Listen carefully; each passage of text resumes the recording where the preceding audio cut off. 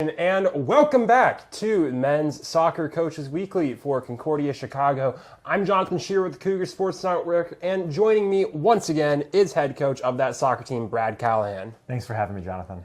And Coach Callahan, it's been a while since we've last talked. It's been about a week and a half. And in that past week and a half, the story of this team in the conference season has changed quite a bit, because not only did this team pick up their first NAC win in the past few years, they picked up their second as well. They've gone 2-1 in the past week, scored a goal in every match, and their only loss was a 4-2 road loss to St. Norbert's. So looking at this week as a whole, the offense is scoring again. You picked up 2 wins. What's been the biggest shift in this team's play that's gotten them to where you were hoping they would be at the start of conference? I think we've just finished opportunities. To be honest, I don't think the 2 games we won were all that different than numerous games we lost. I think we just finished some opportunities, and to be honest, we should have probably finished even more opportunities in those games. I think that's just the biggest thing is just taking advantage of opportunities, playing smart. It's just been, some of the games we've lost, we've had more possession, more chances, and we just failed to finish. So I think that's just one of the biggest points. And then I think defensive organization has gotten a little bit better. That's something we're still working on, especially in transition. And just, I think, making smart decisions with the ball, knowing, what to do in a given situation, playing quick as opposed to frantic. And, if you have time, not playing to a man that's marked. And I think on the opposite side of that, sometimes we're dribbling too much. So I think just sometimes, getting your head up, finding the open man, possessing the ball, because sometimes when we dribble too much, we get it ripped off our foot and they transition on us. So those things are all looking a little bit better and still need to continue to improve.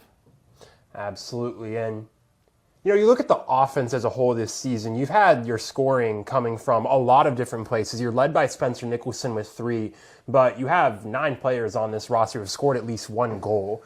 So that depth is obviously a strength. But looking at the offense in general, who would you say has impressed you most with their performance, both with possession, with shot creation, and with finishing? I think Xavier has done real well, one of our freshmen. He's done a real good job. He had a really nice goal yesterday. I think he's a quick technical player. Ronaldo has created some stuff for us, grad student. Garrett has created some stuff. Probably could have had a couple assists yesterday. I'm trying to think. Omar has done real well. He had a real nice composed goal yesterday. His footwork is very sharp. I think a lot of guys, Elias, even as a right back, he had the goal against IIT, real nice shot. So I think it's a real team effort. Yeah. And you look at that team coming up to this weekend, your team's taking on Milwaukee School of Engineering this Sunday for your senior day match at noon. This team is a team that has a lot of freshmen on it. You talked about one of them, Xavier Avila, being a major part of the team's offense this year. But you also mentioned a couple seniors in there. And as you celebrate those seniors on Sunday, looking at this season, who amongst those seniors has really been the most important to the way this team's progressed through this year? I don't know that I would pick one, to be honest. I'm trying to think. Julian Yanez does a good job as a center back for us and is important defensively, organizing, and something I keep preaching to him is to be very vocal, organize the defense. I think Garrett's done a good job creating opportunities. I'm hoping he can get a few more goals as a number 9, get a few more goals up there, but he's done a good job and continue to make runs off the ball. And you mentioned Spencer earlier. Who else am I leaving out here? I don't know. Gio Velasquez is injured, which is a bummer. Yep. And so I think all those guys have contributed in different ways. Yes, and that veteran presence has been a big part. We've talked about this before, just helping this team really mesh with so many newcomers to the team. And on a season as a whole, your team has 3 wins. It's progressing very well throughout the season, coming into your second year as head coach. And you're now moving into the final stretch of that second season. 5 games left in the conference season, starting that final stretch with this Sunday match against the MSOE. As you head into that final stretch, what is the main goal you have for your team as you finish out the season? I think we need to be very disciplined. I think we have a team that could, on any given day, beat anybody or lose to anybody. And so I think a lot of it is just the mindset they bring in. Yesterday I talked to them at halftime about coming out like we were down 2 goals, and I still thought we came out a little bit flat. So I think just being very, very hungry, not satisfied. And then I think just being very disciplined. I think sometimes our guys are a little overly optimistic, where I'll just see things like they'll try to dribble past a guy and there's a wide open pass. And then they'll get it ripped off their foot, and then the team's transitioning back the other way. And so I think just being disciplined, understanding the level of play that we're at. Sometimes I think the young guys maybe got away with stuff in high school that they're learning they're not going to get away with now. And so it's a weird line between I don't ever want them to play timid or scared. I want them to play to the highest ability and have the greatest net impact they can make. But at the same time, there needs to be a higher priority on keeping the ball. Yeah. And so, the way I was as a player, I always put a very high priority on keeping the ball and thought the standard should be never losing the ball. But I don't want that to inhibit the impact they make on the game and the creativity. So it's kind of finding that right balance between the two. Absolutely. Well, Coach Callahan, thank you for joining us once again for this Coaches Weekly. And like we mentioned, Cougars soccer back in action this Sunday for Senior Day right here in River Forest, taking on the Milwaukee School of Engineering Raiders at 12 p.m. at Concordia Stadium. You'll be able to catch all of that action on the Cougar Sports Network and get caught up on everything you've missed from the past few weeks of Cougar soccer at cucougars.com. I'm Jonathan Shear with the Cougar Sports Network. Thank you for joining us for another Cougars Soccer Coaches Weekly. And make sure to join us next time for more inside looks at this program.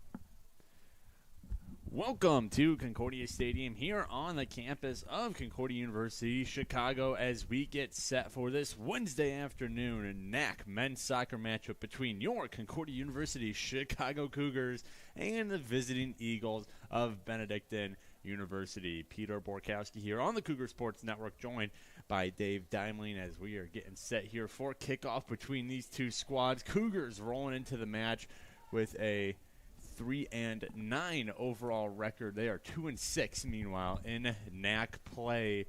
Meanwhile, the Eagles are coming in today 5-2 overall, 3-1 within conference play. So, Dave, you got two teams here. They are, separated by just one win in conference play. But even besides that, this is always a big rivalry between these two schools. You got Concordia here in River Forest, and then about 20 to 30 minutes away, you got the Eagles over in Lisle, Illinois. So just ignoring the conference standings right now, which I'm sure we'll get to later in the broadcast, these Eagles-Cougars games are always something really exciting to watch. Yeah, definitely, Peter. I think this is kind of one of those matchups where you kind of are able to throw out the records for the game and just think about the toughness that both teams are going to play with, especially when you realize that they're going to be playing each other every year, countless times, and year in and year out. So it's going to be a difficult challenge for both teams. Obviously, it's not quite one of those true away games that Benue is going to be used to, as it's, as you mentioned, a pretty short drive. Well, Benue will start with the ball. They move left to right on your screen, wearing their black jerseys with red pinstripes and red striping down the side. Meanwhile, the starting goalie for the Eagles, Jordan Rowland, wearing the baby blue with navy accented goalie kit. Cougars there right to left on your screen to start. White home jerseys with maroon accents. And Nathan Gudil, the keeper in net for CUC, wearing the highlighter yellow long sleeve goalie jersey, as it is a chillier day here, about mid-50s in River Forest. Sun is shining, not many clouds in the sky, so that might help out a little bit for the athletes down on the turf. As Benedictine trying to breach CUC's defensive zone. A physical play here, and here's a good ball into the corner, but it's going to roll into the hands of Gudil, so that play goes nowhere. Really quick, let's go over the starting lineups for these two squads. First, for the visiting Eagles, they're rolling out Anthony Magner at defense, number 5, a midfielder, number 6, Thomas Suchecki, a midfielder, number 10, Chris Reynoso, a forward, number 11, Camille Bach, a forward, number 12, David Molek, a midfielder, number 16, David Saflarski, a midfielder, number 21, Alex Krozas, a forward, number 26, Berto Castile, and number 27, a defender, Mark Skolarchek, as well as one more defender, Colin McKinney, number 28. And as I mentioned, the starting keep for Benedictine today is at number 22, Jordan Rowland. Meanwhile, for CUC, they are starting with number 2 defensive player Julian Yanez, number 5 defenseman Juan Moresco, number 7 a forward in Garrett Pointer, number 22 midfielder Elias D. Santiago, number 23 a forward Xavier Avila, number 28 midfielder Justin Ocampo, and defender number 29 Omar Figueres. Here's a crossing ball and no good. That was a good opportunity set up there by CUC. Unfortunately, doesn't go anywhere. And then rounding out the lineup is number 30 midfielder Alexander Lahovitz, number 36 Julian Delgado forward, and number 27 Michael Sinise, a defensive player. And starting in goal for the Cougars, as I mentioned, number 35, the freshman Nathan Gudil. Cougars assistant coaches Ellis Jones, and head coach in his second year is Brad Callahan, while the Eagles are under the eye of assistant coaches Luke Espinal Stanton, Thomas Kulak, and Adrian Comperda. And in his 4th season at the helm is head coach Spencer Papez. So you see some good pressure here early. It's about 3 minutes into the match, but the Eagles defense able to keep the Cougars off the board so far.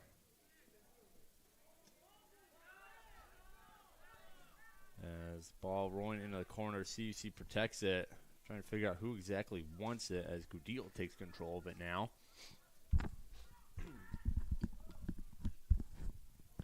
Now Gudil will pick it up.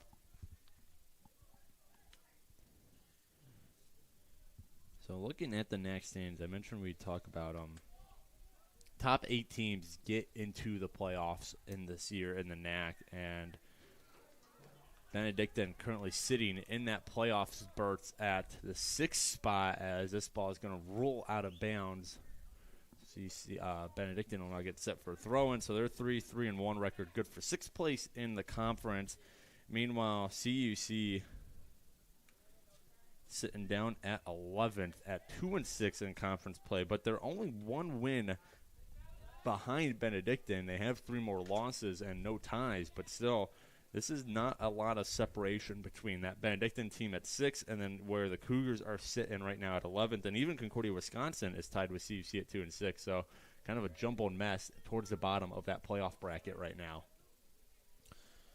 Yeah, definitely, Peter. I think one of the things that you're going to take a look at is how big of a deal when Benedictine's able to force a tie in certain situations or come up with a big win when needed. And I think if you're able to look down Concordia's schedule the rest of the year, they got a handful of tough games coming up too. It's going to be a rather difficult challenge. But this is kind of what you've been waiting on all season. You want to be playing your best soccer when it matters most, and at the end of the year is when they really got to come up big. Centering ball, and it goes behind the net. Weird angle on that, but it was deflected by an Eagle, so it'll be a corner kick. Going to take it is Omar Figueroa. Figueroa right now second on this roster and goals scored with 2 as he gives us our first corner kick of the day. See what he can do with it with his fellow Cougars, and that's going to hit the head of an Eagle, and now Benedictine ready to clear it out. So good stop on the first corner of the day for Benedictine. See, she's going to have to keep working for that first goal. But looking at CUC's remaining schedule really quick, they're taking on that CU Dub team I mentioned, who they're tied with record-wise, and then they have final games against Edgewood, who is number 1 in the conference, as well as Dominican, who is number 2 in the conference. So, like Dave said, the path for the playoffs is definitely there for CUC, but they're going to have to go through the 2 top teams in the conference to get there. Both of those squads, Edgewood and Dominican, are undefeated so far this year. But they got to take care of business here in River Forest starting today. A game against the rival Eagles as Benedictine trying to bring it up with the feet of David Saflarski, a senior out of Homer Glen, Illinois. Ball out, last touch by CUC, so thrown here as the Eagles try and get possession back and going towards the CUC net.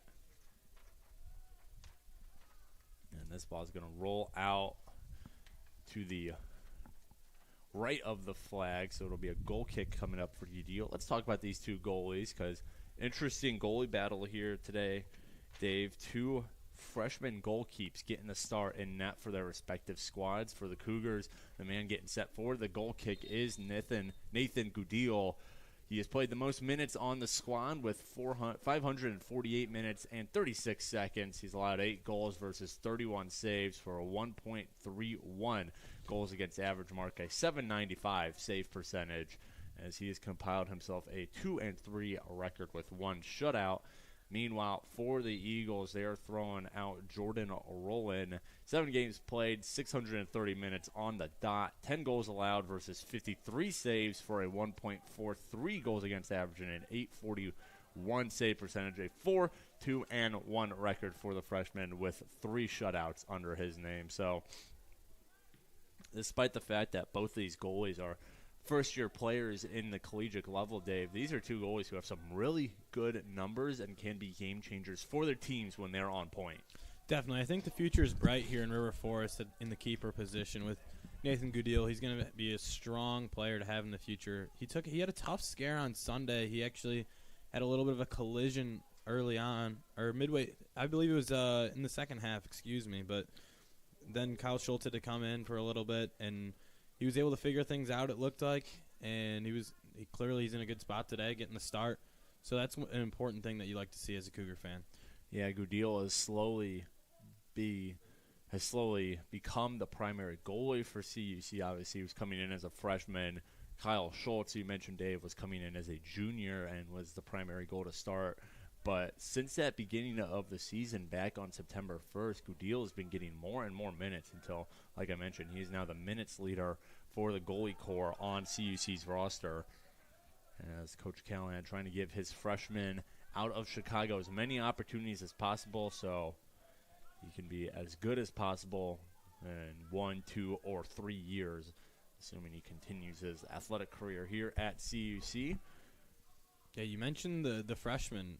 One of the big players that I've been liking to see lately is Michael Sinise. If you're keeping a book at home, he's wearing number 19 today, not 37 like it says on the roster. But he's going to be a guy to watch out for. He's started to get a couple more starts lately, and when he's able to get in on the action, he definitely has a positive impact for the Cougars.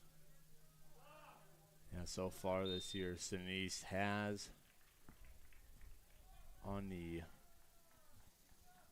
stat sheet, trying to find his name. There he is. He's got 1 goal on the year in 10 games played for a total of 2 points. That goal came very, very early in the year, as I believe it was actually the first goal CUC scored all season, if my memory serves me correct. So Sinise making an impact out of the gate, and while he hasn't found himself back on the score sheet, like Dave said, he's made a big impact all over the field. He's a speedy player, usually plays on one of the sidelines. He's on the near sideline to start this game, as we have an Eagle down now, so we'll get a second to check up on him as the on-pitch ref comes over to check on Mark Skolarczyk, sophomore out of Carroll Stream, as play now resumes off the foot of Alex Krozos, the junior from Norwich, wearing the captain's band for Benedictine, the neon green band on his left bicep. As Benedictine trying to get out of their own zone here. Good pressure from CUC. And it seems to be a story of the Cougars a lot this year, Dave, is that the results on the score sheet don't always match what is going on the field. This is a talented Cougars team, and I would say that their 2-6 record is a little deceiving at points. As here's a good ball, but it's going to roll in and caught offsides. So what looked like a good chance for the Cougars wiped away from 2 different sources. But again, even though they're 2-6 record in conference play, they're 3-9 in overall play. This is a talented squad who they've been competitive, at least competitive, in more games than not this season. And like I said, their play on the actual pitch, I think, doesn't always match what happens come the result time. Yeah, definitely, Peter. I think one of the things that you're kind of seeing is there's a crossing pass right there. Takes a bad bounce off Rollins' fingers. He catches his own rebound, but that could have been trouble for the freshman in goal out of St. Charles, Illinois. But luckily, Rollins able to get the rebound and keep that ball out of the back of the net.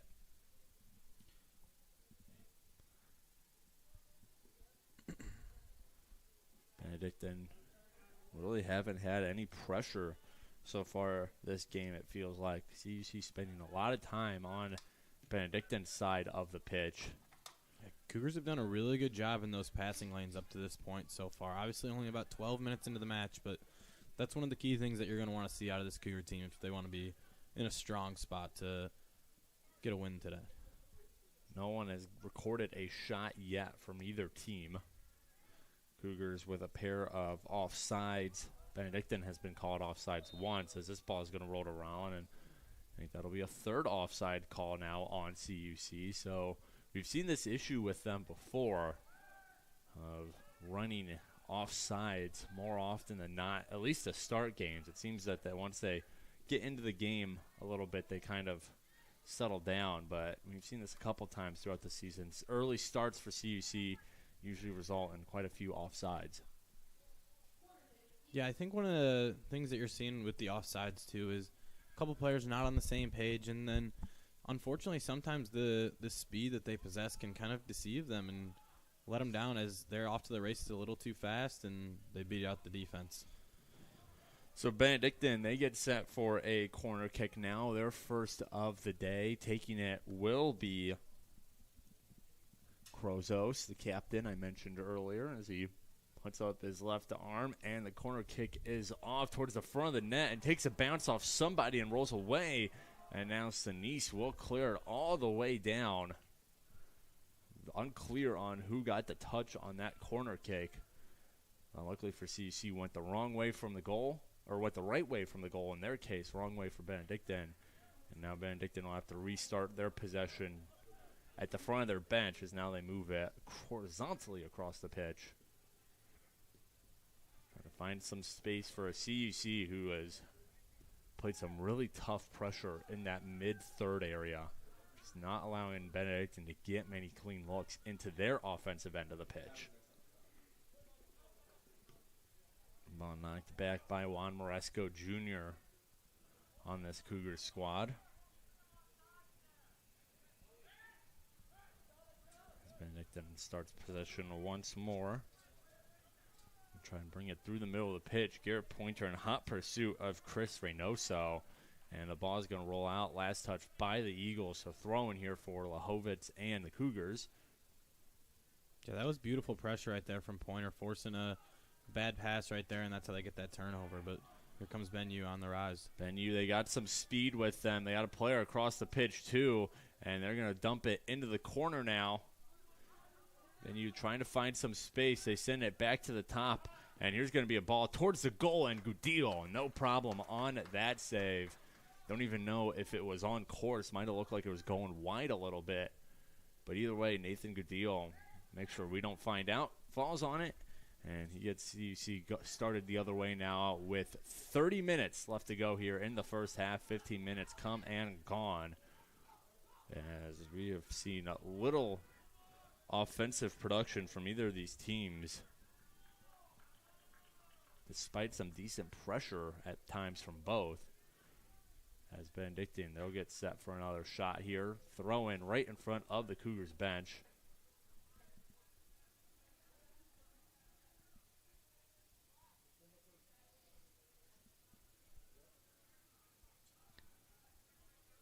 Here is the throw in after a delay. Takes a couple bounces. Garrett Pointer will poke it down. But right there to knock it back was Benyu's defender, Anthony Magner. And here's a good kick down, and here's going to be a good run. And Gudil, he's going to almost win the race. He gets hit. The ball rolls right. Gudil on the ground. And now taking a seat is David Saflarski.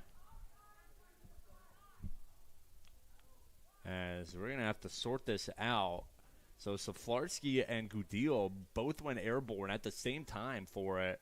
And Gudil looked to have taken the larger portion of the damage as he went down immediately. And then Saflarski eventually falling down. So we're going to have to clean this play up.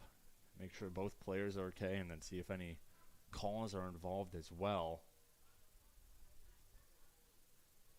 Yeah, it's just one of those things that you do not want to see ever, especially on the field. And like you said, Dave, obviously you were calling the men's game this past Sunday. You said that Gudil got shaken up in that game as well. Yeah, I think the Sunday match was more of a little bit of a scare with the wind knocked out of him. This one looks to be a little bit more of a frightening injury. As he's still on the ground, he's getting his right leg stretched out by one of the CUC athletic trainers. Saflarski is back up and about. You can see him holding his left leg a little bit on the backside. So it took him a second to go down. As now Gudil is up on his feet, trying to walk it off. CUC obviously hoping he can stay in the game. Yeah, I think CUC might be assuming that he's going to stay healthy. They don't even have a backup keeper warming up at this point. So the trainers walk off the field, and Gudil ready to go now. He gets set for the goal kick. So a good sign to see out of CUC's freshman keeper.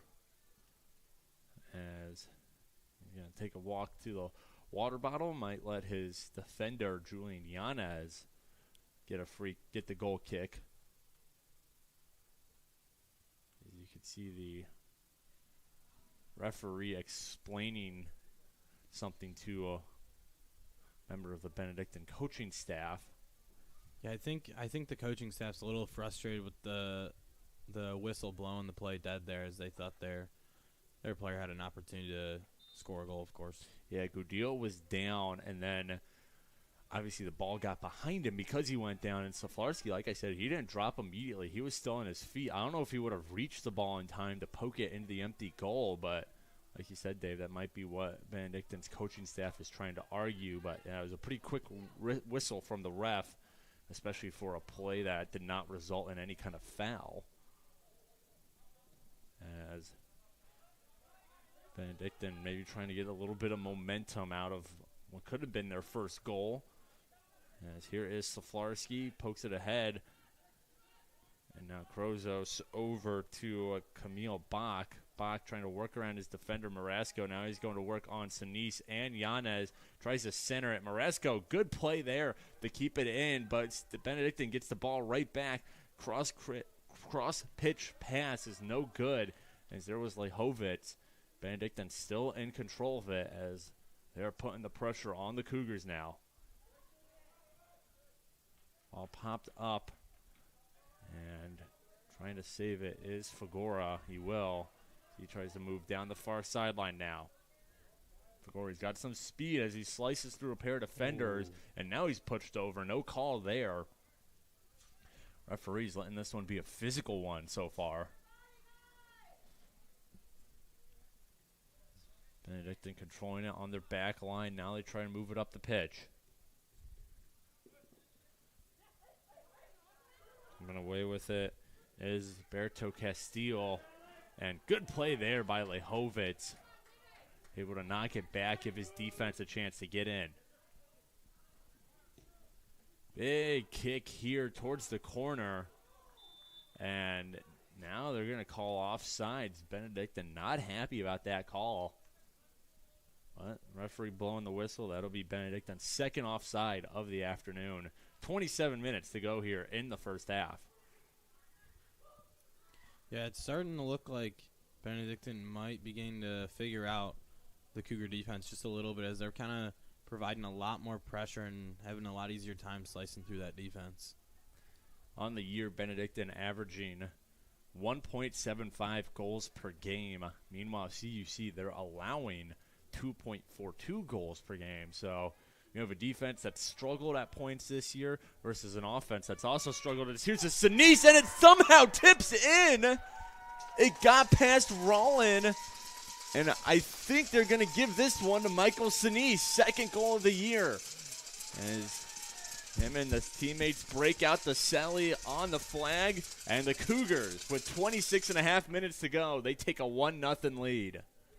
Last thing I want to say is I told you so, Peter, but you wind that clock back about 15, 20 minutes. I believe I said something earlier about Michael Sinise being a player to watch, and he obviously a little bit of a benefactor of the situation right there, but right place, right time is sometimes all you need, and the Cougars will definitely take that 1-0 lead right now. Goal officially given to Sinise, as it almost looked like him and Roland got a piece of it at the same time. But I think Sinise, at least from our point of view, just gave it enough of a deflection to sneak it past Roland and give CUC an early 1-0 lead in the match. And I was just saying, this is a CUC offense who has struggled so far this year, Dave, just scoring 1 goal per game. So to be able to get that early goal off here and take that early lead and just kind of build that confidence of, hey, we can beat this goalie, we can beat this defense today. That's a really positive sign to see out of Michael Sinise and the Cougars offense. Yeah, I think it's an extremely crucial one to get on the board early, especially when, unfortunately, the Cougars have been struggling on the defensive side as well. They've only had 1 shutout all year, so if their headspace is the way they're going to win is an offensive shootout, that's a good way to get ahead early. So Sinise credited with the goal. Xavier Avila given an assist on it as well. That is assist number 2 on the season for Avila, as he now finds himself sitting at 4 points total on the year. Sinise, as I mentioned, goal number 2, as he is up to 4 points on the year as well.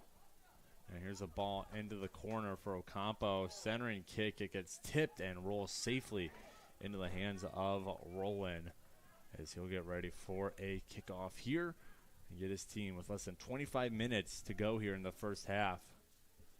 Get them started the other way. Benedictine have not picked up a win since September 28th, a 5-2 win versus Lakeland University. As this ball will bounce into the hands of Goodile.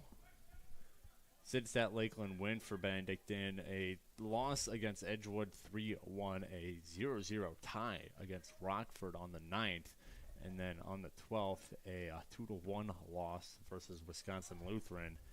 As Benedictine's last 4 games dating back to that Lakeland match have all been home matches, so this is their first game on the road in a while. As Michael Sinise, nice little poke there, and almost collides into Roland. We're going to see who they call this ball out off of, as they're going to say Sinise the last one to touch it, so Roland will get set for the goal kick.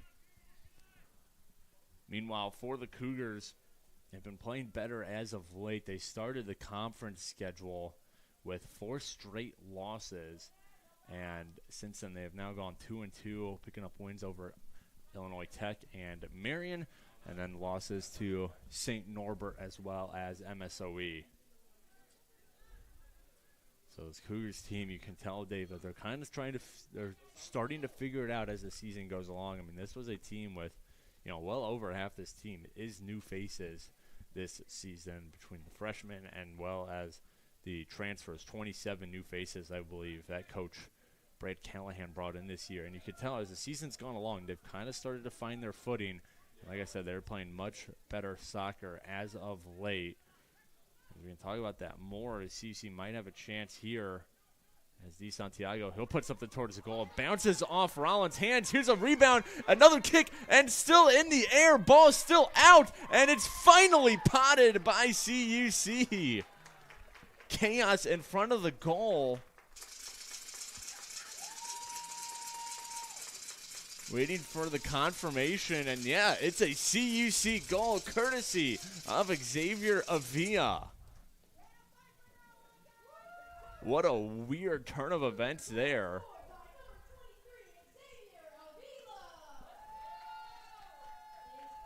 The initial shot from Elias Di Santiago took a massive rebound off Rollins' hands. And then CUC, they got the kick on the initial rebound. Then the ball stayed right in front of the goal line for probably a good 5 seconds before Avila finally pushed it over the goal line. And he gives the Cougars a 2-0 lead now. But let's start with that rebound from Rollins, Dave. That's a freshman, almost a freshman. I get it was a hard shot, but you got to do something to knock that down or grab it. You can't just let that ball immediately ricochet off your hands right back into the open box. Yeah, not exactly a recipe for success with the old return to sender strategy. That unfortunately is not going to pan out, as you're giving them way too many extra looks, and when you get so many attempts right there, it's bound to find the back of the net. Oh, as Michael Sinise, getting a little physical right there. Taking names out there. There's almost 2 pushes back-to-back versus Skalarchek. And again, the referees allowing the physicality. You would think one of those would have been called. As Michael Sinise playing with a little energy right now. As Cougars get the ball back in front of the Benny coaching staff. But we're talking, Dave, about how big 1 goal is for CUC. A 2-goal lead here with 21 and a half minutes left to go in the first half. This is about as good a start as you could ask for from the Cougar squad.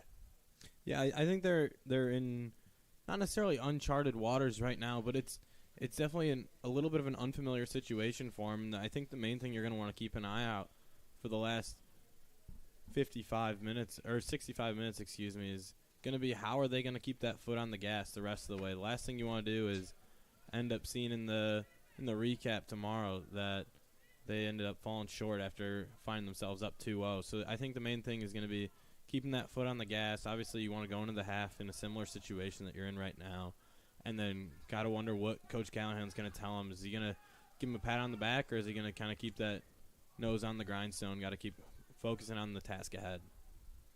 Here's a shot, and it is wide left. Gudil not able to get a hand on it, but no problem as that ball off course. So game will stay 2-0 as we're over halfway through this first half of play. CUC 3 shots on goal. 2 of them have converted, and the one that didn't was the shot that Rollin gave a massive rebound off of that led to CUC's second goal. So Cougars making the most of their opportunities so far today. Cougars look to be getting a free kick here as they saw a little push off there from an Eagle.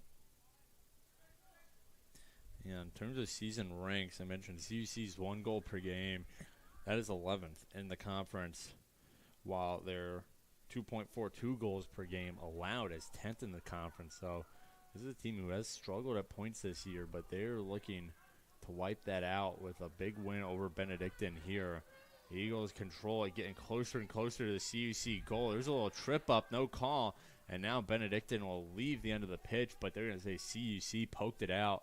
So corner kick coming up here for Crozas and the Benedictine Eagles. And they're in need of a goal here before CUC maybe makes this one out of hand. Another goal, a 3-0 lead would really put a damper on Benedictine's morale. And here's Crozas, a high arcing corner, takes a bounce off one head, and now CUC's going to try and clear it out. They do. There's a Villa. Goal scorer on the second goal, and then he had assist on the first goal to Sinise. As Sinise's kick was a little behind Fagora. Would have been a nice play if he could have kept Fagora in stride. As here comes CUC now, 2-on-1 break. Avia right here. He leaves it. Garrett Pointer, he's going to put a shot on. Rebound by Roland and goes out. That was a pitch-perfect play there for CUC. Xavier over to Pointer. Pointer had some speed to him. A one-timer if you want to use some hockey terminology, but Roland able to stay tall, get a hand on it, and lucky for him, that rebound leaves the field of play, but CUC will get a corner out of it. Yeah, that one could have been of course, not a dagger with this much time left on the clock, but that would have definitely been a little bit of a backbreaker for the Eagles. A high header, whistles blow anyways. As it looks like Julian Yanez committed a no-no. He kind of grabbed and pushed one of his Eagle defenders. Header didn't go in anyway, so it doesn't really matter, but CUC with the ball right back here, Di Santiago. He had the initial shot that led to the second goal. Here's a high kick. Eagles the first ones in on it. Pointer now. Over to Moresco. Defender playing up here. As Pointer leaves it for Avia. Avia looked like he whiffed on an attempt to pick the ball back up with his feet there. As here's a push, and that'll draw a whistle. Push on Julian Delgado, freshman forward out of Chicago, who's playing on that back line for the Cougars, along with Yanez, and now Moresco makes his way back. Crozas looking for some passing lanes. CUC shutting it down, though. Pointer for Yanez. Yanez now looks over, finds Moresco. Moresco up the near sideline, puts it ahead for no one. As that's going to roll all the way to Roland, who plays it out of the box and safely makes the pass over to Skolarczyk. Ball high here. There's Yanez. Ball up. And Benedictine somehow comes away with it. They put it ahead, and nice little behind-the-back play from Lahovitz, but Benedictine still in control. Ball over. And nice poke there by Moresco. Benedictine maintains control, but he stopped that attempt. Rosas. That ball intended for Skolarczyk, and a bad pass. It's going to get out of bounds before Skolarczyk can get there. So CUC throwing on Benedictine's side of the pitch. Yeah, CUC really pushing the tempo right here. Garrett Pointer calling for the ball from the game crew member right there, just dying to get an opportunity to keep that tempo up, push the pace. And it seems to have been working wonders so far for CUC. Benedictine puts this ball ahead. It's going to be a race for it. Lehovitz, and a bad play there, and it's going to trickle in. That's a misplay on CUC's part. Wow.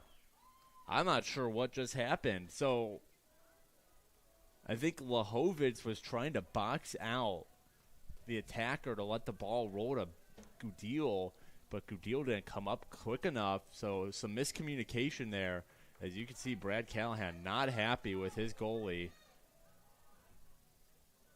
Yeah, I think Coach Callahan realizes how important this game is right now, and last thing you want to do is squander it. Like I said earlier, they got to keep that foot on the pedal, and that's kind of one of those disaster spots. That's the last thing you kind of want right there. Yeah, so either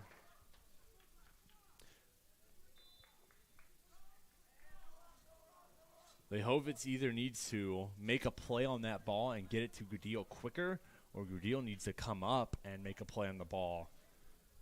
As neither of them do anything, and Benedictine able to pot their first goal of the day, or they cut this lead in half. And I mean, that's just a momentum killer on multiple facets. Not only does Benny get back within one, but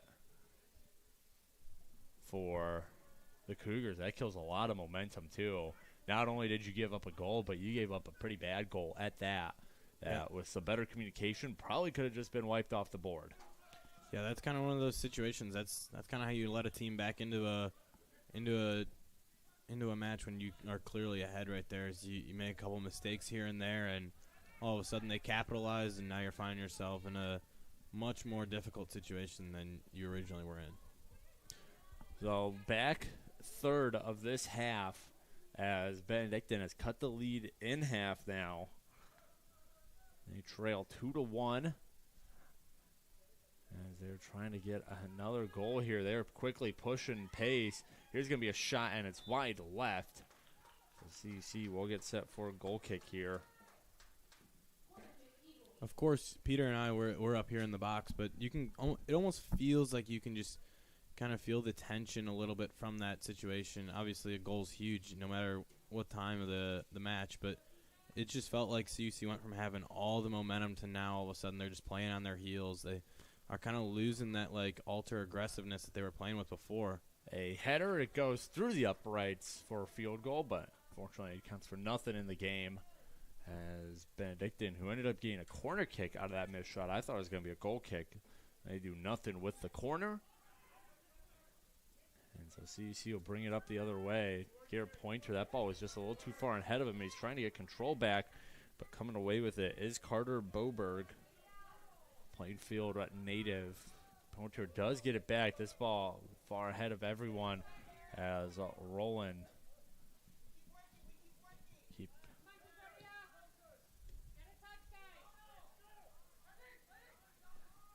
Here comes Benedictine. Like Dave said, you could kind of feel a change in energy here. Benedictine playing with a little more energy right now. As here's going to be a shot off the upright, off the right post. Doinked it. So it'll be a goal kick coming up here for the Cougars. As at this point, obviously you still got over 12 minutes to play. A lot can happen, but you figure for CUC, the goal right now is we just got to hold them off for another 12 minutes. Let's get in the locker room. Let's reset. We can talk about what happened on that goal, and let's just keep them, keep the lead going in the locker room. Because like we've been saying, Benedictine playing with a lot of energy right now after that goal. I would not be surprised to see him get a couple more good chances here before halftime. Here's Fagora, centering kick, and it's a header from the Eagles. Fagora looking for Bernardo Delgado on that play. As here's Delgado, he's got a shot, and it's a bad shot, way, way wide right. Don't think he got a good angle on it, as that might have been a wasted opportunity there for CUC. He has good shooting position for Delgado, just not enough on it.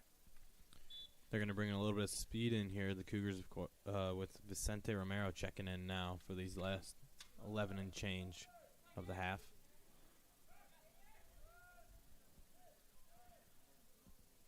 Benedictine, they're playing with some energy. And, I talk about the Cougars' goal going in half. If you're Benedictine, you want to capitalize on this right now. You've got the momentum on your side. CUC was a little flustered after that goal. So this is your opportunity. You got 11 minutes of momentum, basically, unless CUC can turn the tables again. But you got 11 minutes to try and get this equalizer and go into halftime with a brand-new ball game and erase what at one point was looking like a big game out of CUC.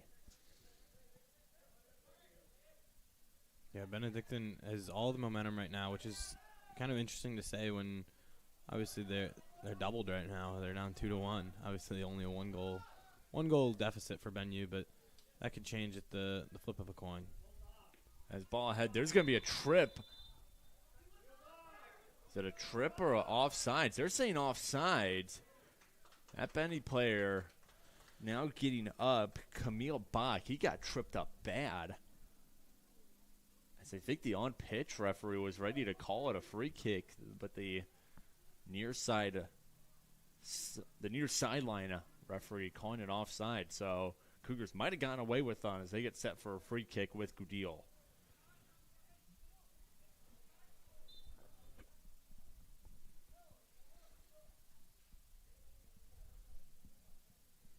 Minutes on the dot now left in the first half. There's a getting up for it was Crozis, a high header, as Benedictine still playing with it in the air, and now coming away with it with some speed is Boberg. Slows it down. Now he gets the ball right back. Boberg moving the wrong way. Good defense by Garrett Pointer. It will be a throw-in for Boberg, but good defense by Pointer to keep him from moving forward. Yeah, I think that's one of the things that have been super huge for CUC today is a lot of players stepping up on the defensive side that you don't particularly usually see. Not necessarily uncharacteristic, but it's a good sight right now, and that's kind of what's been leading the Cougars in a good light right now. Yeah, and when you have someone like Garrett Pointer, who's one of the tallest players out there at 6'2", he's a bigger player, and he's got really good footwork too. He can do a lot of good stuff on that defensive end, even though he is an offensive-oriented player. As here's a centering kick. Ball still loose. CUC, can they get the shot off Avila off the crossbar of the field goal? Xavier Avila came within a few feet of goal number 2 on the day. And he puts it just a little too high off that crossbar on the football uprights. So it'll be a goal kick here for Roland. Yeah, it looks like Avila's just in the right spot so frequently today. He's one of those hot hands that you just want to keep feeding and feeding all day long, it looks like. Cougars take out Pointer. They replace him with Spencer Nicholson. Nicholson, the goal leader for this Cougar squad with 3. Always interesting to see Coach Callahan's usage of Nicholson, as he's not always a starter despite being the goal leader. But Coach Callahan puts him in here, seeing if he can maybe find another goal and get CUC's lead back up to 2. With 8 minutes and 2 seconds to go here in the first half. Yeah, I think that's one of the things that, of course, when you're so strong on that defensive side like Garrett Pointer's been today, it's going to take a lot more out of you, and, of course, you're not going to be able to play 90 minutes under that circumstance.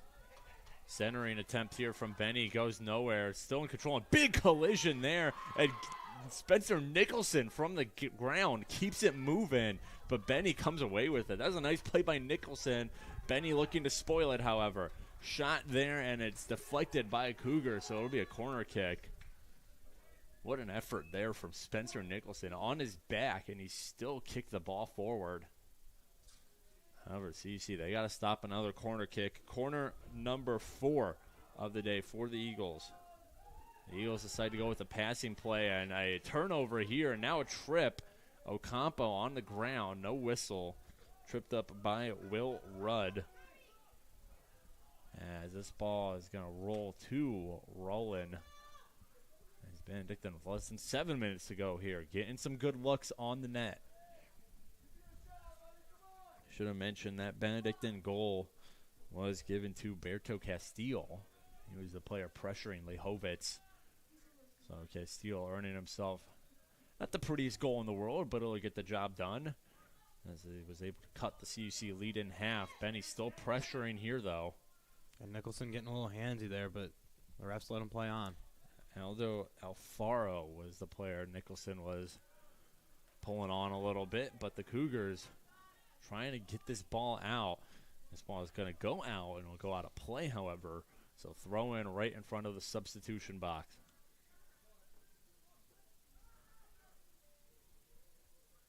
Benedictine trying to push it, and they come away with it. Here's going to be a shot deflected by a Cougar as Gudil won't be able to play it as it goes out. I believe that was Julian Yanez right there getting a big block right there, helping the goalkeeper out a lot right there. Last thing you want is, and if you're able to get any more opportunities and keep that ball from touching your keeper, that you're in a good spot usually. Yeah, the shot was off the foot of Suchecki. So, like you said, good job by Yanez just to get a big foot in on the play. Kick out that foot, and he got a big deflection on it. But here comes the corner. A little far, and it's going to be headed by an Eagle away. They maintain possession. I don't know if that was the intention or not, but they got the job done in terms of just keeping the ball on their side. A little too much on that corner kick. CUC, nice play there by Ocampo as Nicholson turns it over, however. Here's Crozos. Crozos puts it ahead. 5 minutes remaining here in the first half. Benedictine, they have been pressuring heavily since they got their first goal today from a Castile goal on a CUC misplay as Avila takes a bad bounce off his head. Ended up going the other way. Avila still fighting for control of it. And now coming away with it is Boberg as he moves it ahead. CC gets possession back. Here's Romero. Up ahead. Nice deflection. Avila has to gather it and is caught off sides. So that'll shut down the play. Avila, again, we mentioned it. Right time, right place a lot of the time. And he was there, however, was not doing it legally. And so with less than 4:20 to go here in the first half, Benedictine back in control.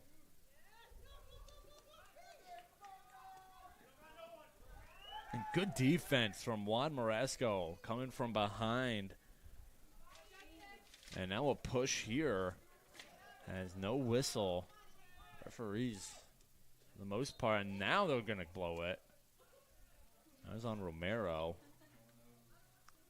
Referee's a little selective with what they're calling here today. We've seen some big hits not called, and then we've seen some plays that like that looked very incidental that were whistled. Going both ways as well, so. Yeah, equally confusing. It's interesting to see when sometimes bodies hit the floor and it doesn't necessarily mean that there's going to be a foul call. Well, there was a foul call there as Benedictine still fighting, and now another whistle, and they're going to say it was on the Cougars and Delgado. Delgado taking down Crozos. Looked like it was kind of mutual in terms of the collision. Referees call it. Benedictine now in the box. Center here. Good play off the slide from Julian Delgado. And now here come the Cougars. They got some speed, but good recovery from Will Rudd to catch up to the play. It's Nicholson now trying to make up his mind as he gets swarmed and he loses it. Nicholson, as it will draw a whistle, however. I was going to say that in a case like that, Nicholson needs to move the ball a little quicker, but I guess it all worked out at the very end. CC sets up for a free kick about 10 yards, not even, a little over 5 yards away from the top of the goal box. Yeah, this is one of those big opportunities right here for CUC. We'll see what they're able to manufacture with it. They have two players standing over the ball. So we'll see who ends up taking the kick. It is Romero, as well as I believe that is Moresco. It is. It's going to be Romero. Kick hits the wall. So CUC gets nothing out of it. Trying to get possession back for another chance. There was Ocampo, and he turns it over. With less than 2 minutes to go, Benedictine trying to get another chance here. As good defense by Elias D. Santiago. Now Romero punches it out. And Villa, he's got a goal and an assist today for CUC. Can he add on? He's going to lose it, but Nicholson right there to clean it up. Romero now. Dave has some speed to his game. Don't know what he was looking for there. Puts it in the corner, and now Benedictine will knock it out. And this will be a throw-in for CUC coming up of quick 2 subs entering the match. This is beneficial for CUC as well. They are running the clock, so they're almost guaranteeing themselves one of the last possessions of the half. Benedictine's going to have to hurry to get the ball back and go downfield and get a shot off, all in less than 50 seconds now. Fight for the ball. Benedictine coming away with it up the far sideline. And good stop there from CUC. They move it back the other way. Here's Avia. Avia loses it, however. Good defense from the Eagles. They got less than 30 seconds now to make something happen in this half. Nicholson falls over. Benny's still in control. Over Boberg. He might be able to get a shot off. He centers it. There's a ball. It's deflected. Ball's still right next to the goal. And CUC has it with 10 seconds to go. Benedictine back with possession at Boberg. He's got to put something towards the goal. He does. And there's going to be a header from the Cougars. That'll clear it out. Last shot here, and it is wide left. And an exciting finish to the end of the first half here in River Forest. I think that might have been a little bit of a rookie mistake right there by Delgado, just checking it out of bounds and giving them a corner kick with under 10 seconds remaining, but able to come up with nothing right there. So it's definitely an interesting situation right now. I bet if you're CUC right now, you'd be happy if coming into the match knowing you're up 2-1 going into the half, but the way they got there might be a little frustrating for them, knowing that they could be in a much better spot. Yeah, it'll be interesting to see what Coach Callahan's able to do with his roster during the halftime break, as well as Coach Pappas and the Eagles. They got some work to do. They're trailing the Cougars 2-1 before we head into the second half. CUC looking to hold on and make it 3 wins in their last 5 games, while the Eagles trying to snap a 3-game winless streak. Both of these teams fighting for those last few spots of the playoff bracket. We'll see what happens when we're back here on the Cougar Sports Network in about 14 minutes. We'll have second half action for you. Don't go anywhere. Cougars on top of the Eagles 2-1.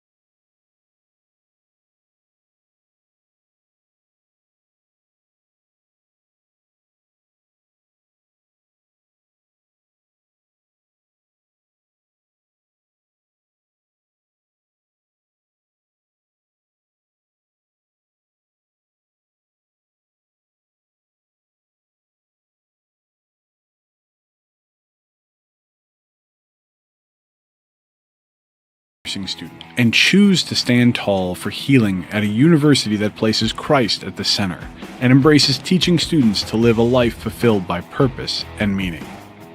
Concordia University Chicago's new Bachelor of Science in Nursing degree is an innovative and rigorous 4-year program that will prepare you to rise to the daily challenges of a rewarding nursing career and serve a greater cause. Our newly built modern simulation center features 4 distinct spaces: a skills attainment lab, multi-specialty intensive care spaces, a health assessment learning center, and a simulated home environment. Due to our close proximity to many world-class teaching hospitals, CUC's clinical rotations offer an abundance of diverse and real-world experiences. Learn more about earning your BSN at a Christ-centered university today.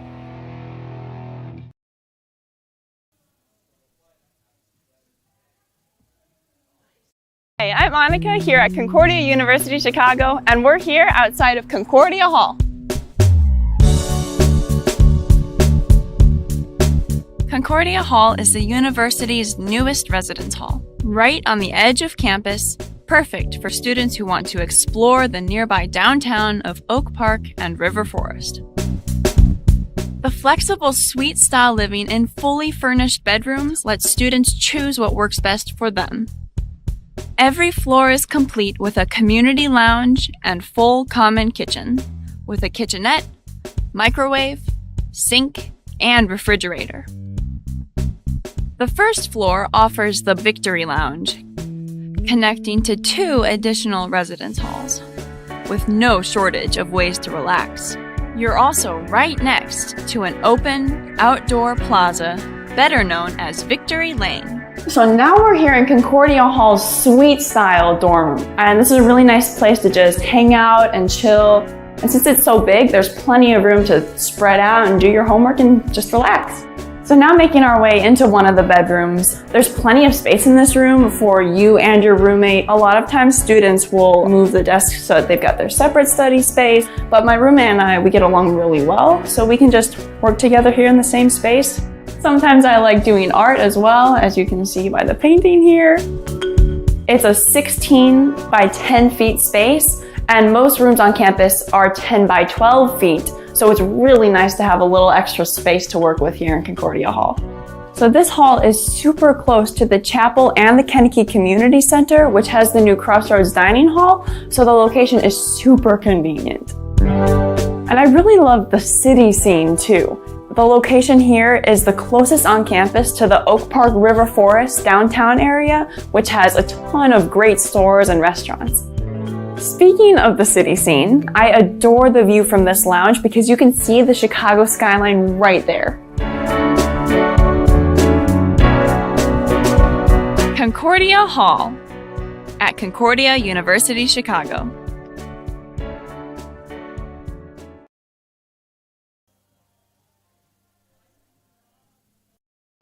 Down through the ages, God has called and equipped people to make a real difference in the lives of others.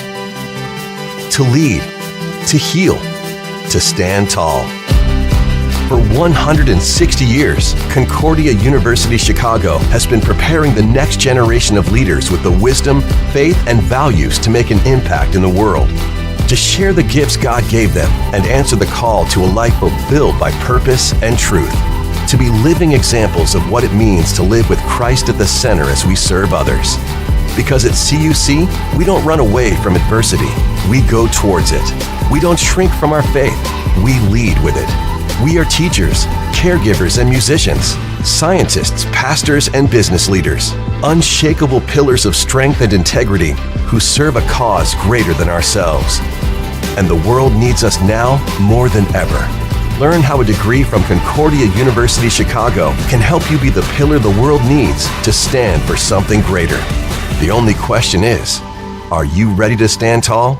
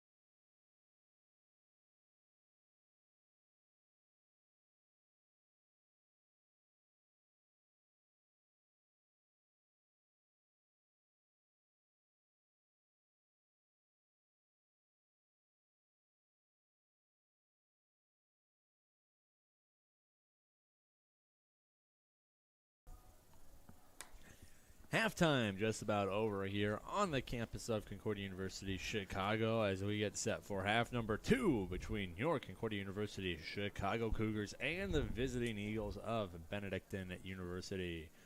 Peter Borkowski back here on the Cougar Sports Network with you, joined still by Dave Dimeling. And let's look over some of the stats from the first half that got us to where we are. Cougars on top of the Eagles, 2-1 right now.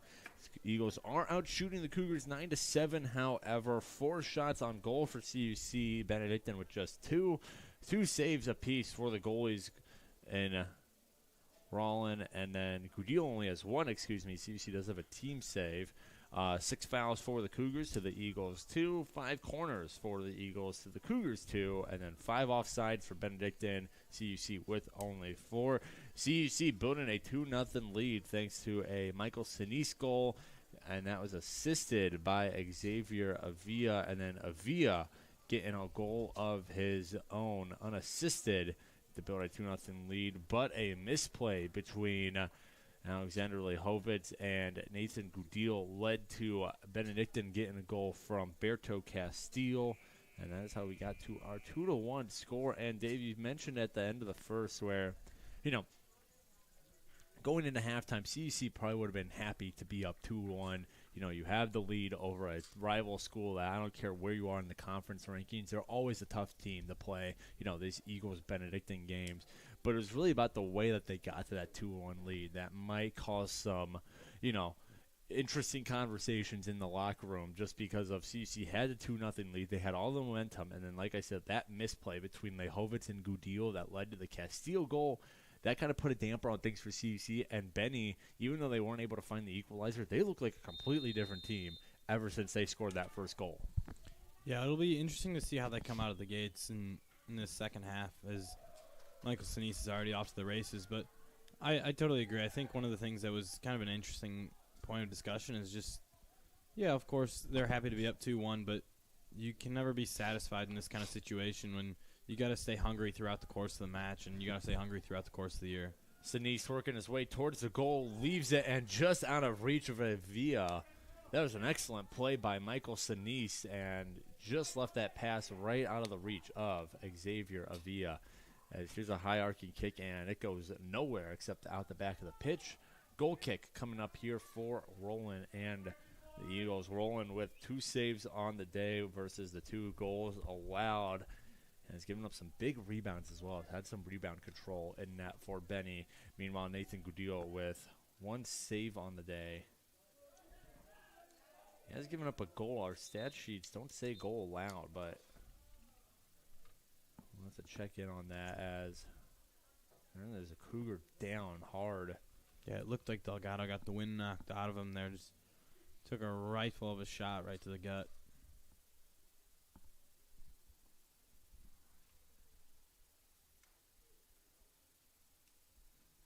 So Cougars checking on him as well. We'll have to see if the training staff comes on. We haven't seen him called yet. Clock is stopped.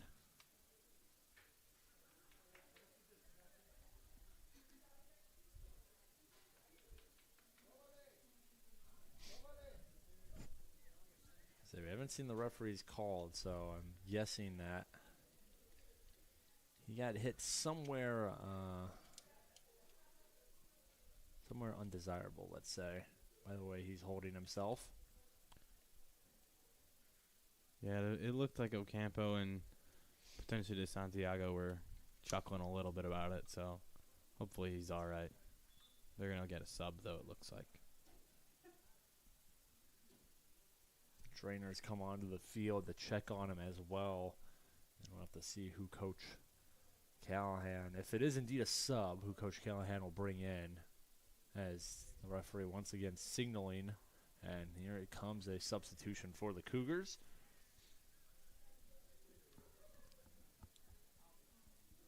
Yeah, it's tough to burn a sub already 1 minute into the half, but situation calls for it. Looks to be Vicente Romero. It'll be Romero. We saw a decent amount of in the back end of the first half so far today. Romero with 13 minutes played, so really getting some time in About the final third of the first half as the trainers help Delgado off the near sideline. Bernardo Delgado. Yeah, it looks like he just got hit hard.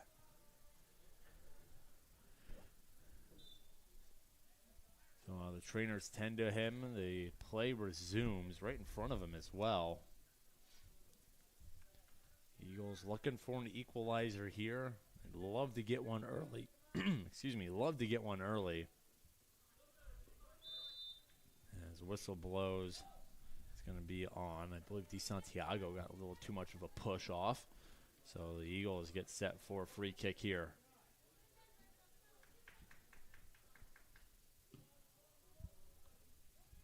Kick there from another Eagle wearing the captain's band, Sucheki. So Sucheki and Krozas wearing the neon green bands for their Benedictine squad. As here comes Sinise rushing ahead. He gets bumped from behind, and the Cougars wanting a call. They're not going to get it. Again, the referees. We've seen some really ticky-tacky plays been called, and then we've seen some pretty major blows like that not draw anything. Yeah, that one looked like it kind of just derailed the whole opportunity for a score, or at least a shot, and it's definitely a frustrating one for CUC, but they're going to play on with it. Centering kick, and it's going to go over everyone's head and go out the back of the pitch. So goal kick here for Gudil.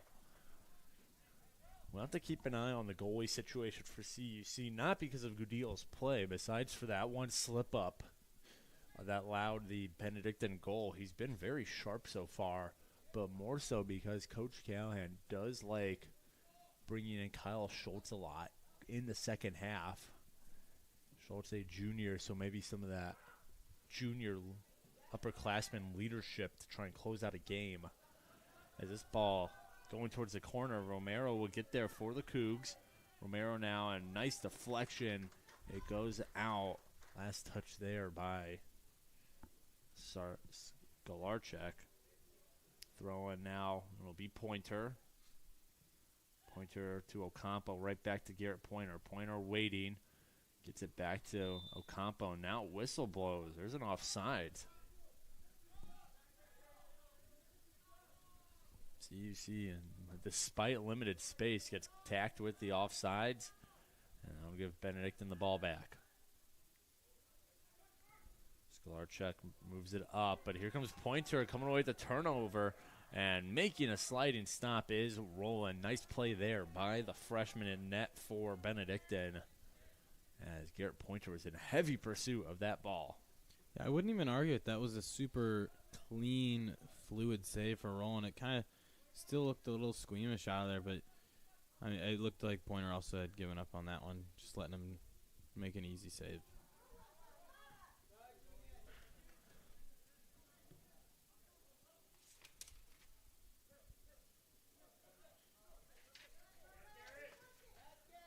Rollin, one of two goalies on Benedictine's squad with minutes played this year. The other one being the junior Paul Jasso, number 40. As Jasso has played 450 minutes, so a little less than 200 minutes than Rollin has seen in goal. As Benedictine ball down. Header there from Julian Delgado, not to be confused with Bernardo Delgado, who was helped off.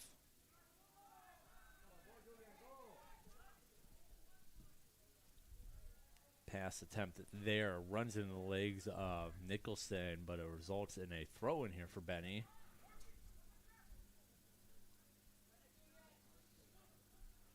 And Nicholson now knocks it down. Benny, good play there. But it goes out. An athletic kick off the foot of Anthony Magner. Benedictine trying to get control back, and they do. Now they're coming with some speed here. Ball up ahead. Benedictine trying to push the tempo a little bit. Centering kick wide of the goal. Goes behind the goal. Last kick there from Camille Bach, the sophomore out of Hickory Hills. Yeah, it's just another one of those situations where just a flurry of white jerseys running with the ball the whole way. Benedictine didn't really have too much of an opportunity right there, as they were definitely outnumbered. It looked 2-1.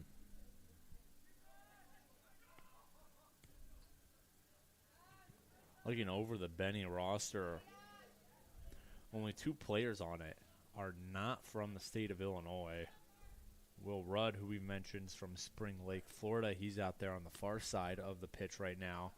And here's a good ball into the corner. See if Benny can do something with it. And there's a collision. Gudillo still on top of it. And we'll see if this results in something other than just a whistle. Gudillo still on the ball.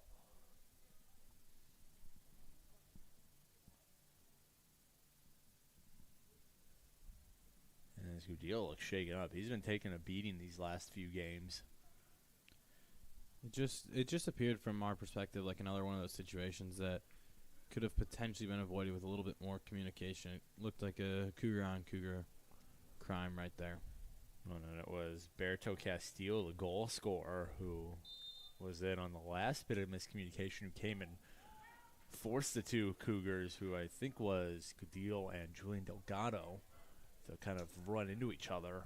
So Gudillo back up on his feet, despite taking a few big shots today in terms of physical shots, not in terms of shots on goal. Benny only a pair of shots on goal. And here is Gudillo now. Plays it at the top of the box off the head and knocks down Croza as he went up for it. He's back on his feet. Here is Maresco. Puts it ahead. Ocampo now. Looking to the other sideline. Instead, he moves it up for a Villa. Villa tripped up. No call. And here comes Benedictine now, coming the other way.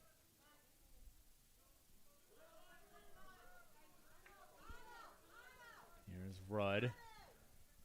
Rudd, he'll find Castillo. Castillo with 1 goal today, trying to get an assist. And Benny still in control, and now the ball will roll to Gudillo. That was Aldo Alfaro, West Chicago native, so not too far from here in River Forest.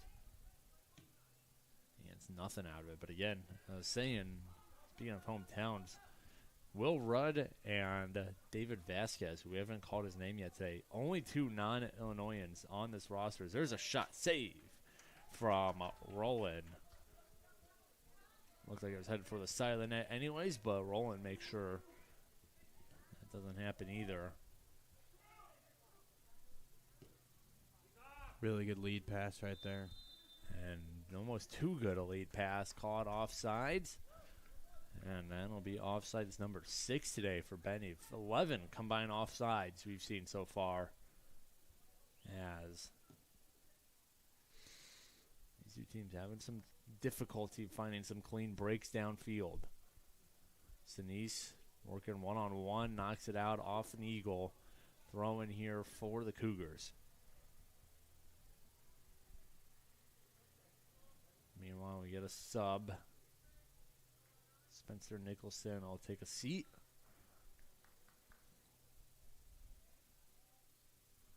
Meanwhile, checking on is Justin Ibarez, number 31 for CUC.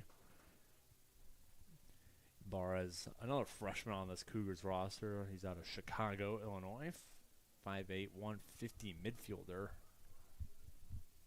So trying to give Coach Callahan some more presence in that middle third. And CUC finds some more presence in the back of the net. Garrett Pointer gives the Cougars back their 2-goal lead. And with just over 35 seconds to go, CUC on top 3-1 now. Yeah, it almost looked so nonchalant. You didn't even realize that it was in the back of the net until they're running away, getting ready to celebrate. It just looked like everyone was playing in slow motion on that possession, and Cougars are able to take advantage right there. And now they're finding themselves back in a command and control of up 3-1. Trying to find the replay on on our live stream because, yeah, like Dave said, it was hard to even see that one ended up in the back of the goal. But it did indeed for CUC. As, yeah, Pointer was coming from a tough angle. That's the angle you typically see him try and pass it, center it. And instead he put it towards goal, and it just slipped in between Rollin and the pipe and found enough space to get the Cougars back on top by 2. And so if you're CUC, maybe you're able to breathe a little easier now. Not only do you have a 2-goal lead, but, you know, you've kind of erased the effect of that nasty goal in the first half from Benedictine. That goal not carrying as much weight now as you're back up by a pair, which is what you're up by when you gave up that goal. So CC might be able to play a little bit more relaxed now. Garrett Pointer with the goal, as maybe the Cougars can get another one. Here's Romero. He centers it. Here is Ibarra. Ibarra's a shot and wide left. Excellent opportunity from CUC. Ibarra just couldn't put it on goal. That was just another really good try right there for CUC, and you're starting to tell now they're no longer playing all tight. They're starting to play loose, have a little bit more fun with the game, and that's kind of how you're getting those looks now. Yeah, it seemed after the Castillo goal made it a 1-goal game. As here's an attempt from Avila. What a save! Oh my goodness, Roland. Avila was, oh man, highway robbery from Jordan Roland. Able to just shoot that hand up and make the last second save. Avila, he's got to feel pretty bad right now. He was that close to goal number 2 on the afternoon. Yeah, I couldn't quite tell if that was Ocampo or Avila, but either way, that was a really beautifully executed try right there. Just sometimes defense just plays a little better.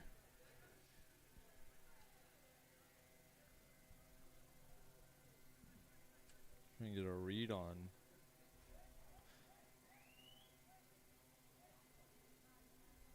Excuse me, it was Justin Ocampo on the shot. Avila was in the vicinity as well. But still, my goodness. CC almost getting a second goal within a few minutes. That might have been the twist of the dagger they needed. Even with 32 minutes left to go, you get a 3-goal lead against a Benedictine squad scoring less than 2 goals a game. You're going to feel pretty comfortable with where you're at. Instead, they still got to play some tough soccer here and keep this 2-goal lead.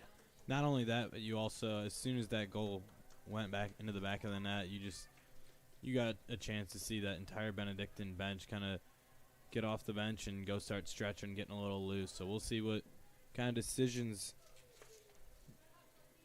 Coach Pappas decides to make. Yeah, like I said, you figure one more goal at this point. And here comes Benny. They'll try something. That's deflected by Yanez, and coming out to make the save is Gudil. Or not the save, to collect the rebound off the block, I should say, is Gudil, as he'll get his team moving the other direction. But, yeah, you figure one more goal here. Obviously, anything's possible. But a 3-goal lead with, roughly half an hour to go in game time. For the Cougars, you're feeling pretty comfortable with that. And for Coach Pappas and the Eagles, you're probably thinking it might be time to get some different looks here. But we're not there yet. CUC still up by 2. One Benedictine goal here.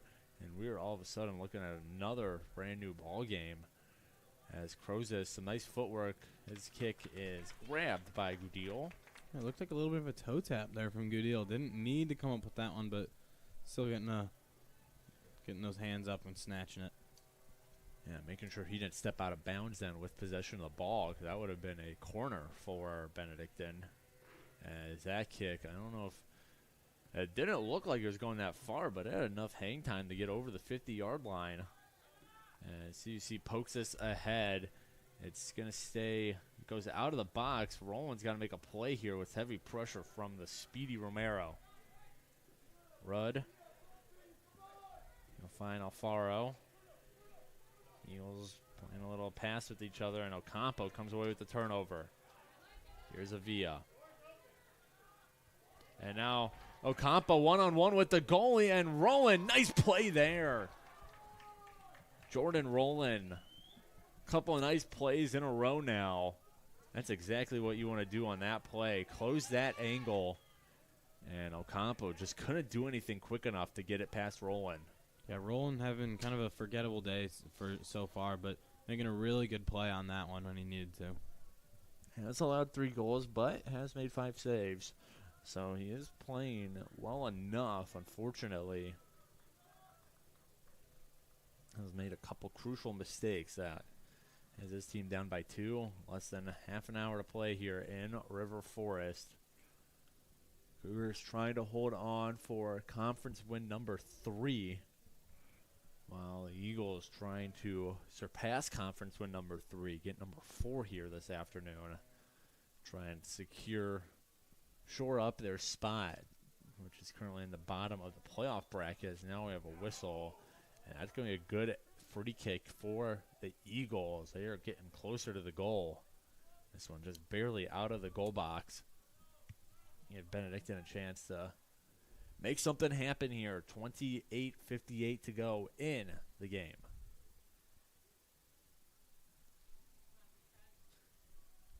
It will be Shucheki to take the free kick. Benedictine's players loaded towards the near side of the box with that left goal post from our point of view. Shucheki, he'll put it towards the goal and way over the goal. That was just an errant free kick from Shucheki. I don't even know what he was aiming for. And CUC gets the ball right back. Goal kick coming up for Goodeel.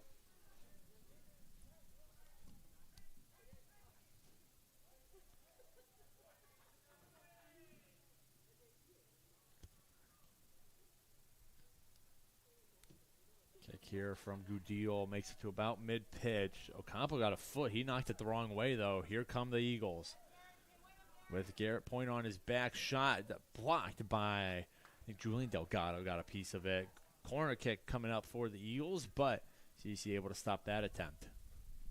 It's a really good block right there. Just keeping the pressure off your keeper as much as you can, and it's a really good job right there.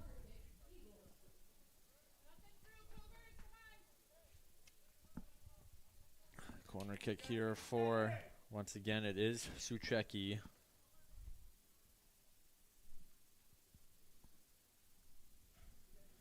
Puts the arm up, and now the kick. It's a more of a line drive. That hits, I think, Goodeel getting up there for it. And that's going to knock the ball away. Benedictine still fighting for possession, but the Cougars able to stop another corner. And here's another attempt, and it's going to go wide left. Goodeel can't stop it. Is it a corner again?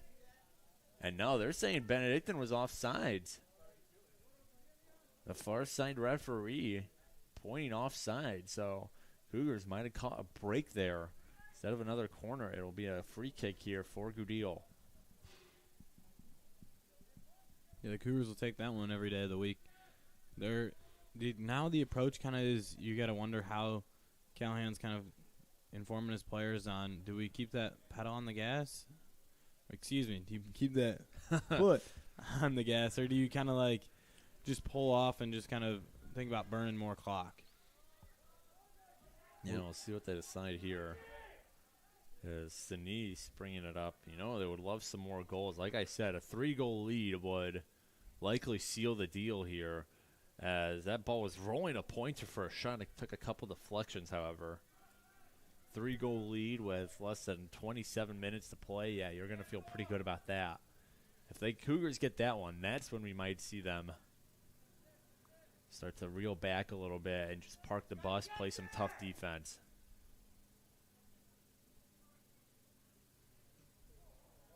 High kick here. I think Goodeel caught a bad putt of the ball. That ball not even making it to mid-pitch. Header out off of Benedictine, so throwing here for CUC.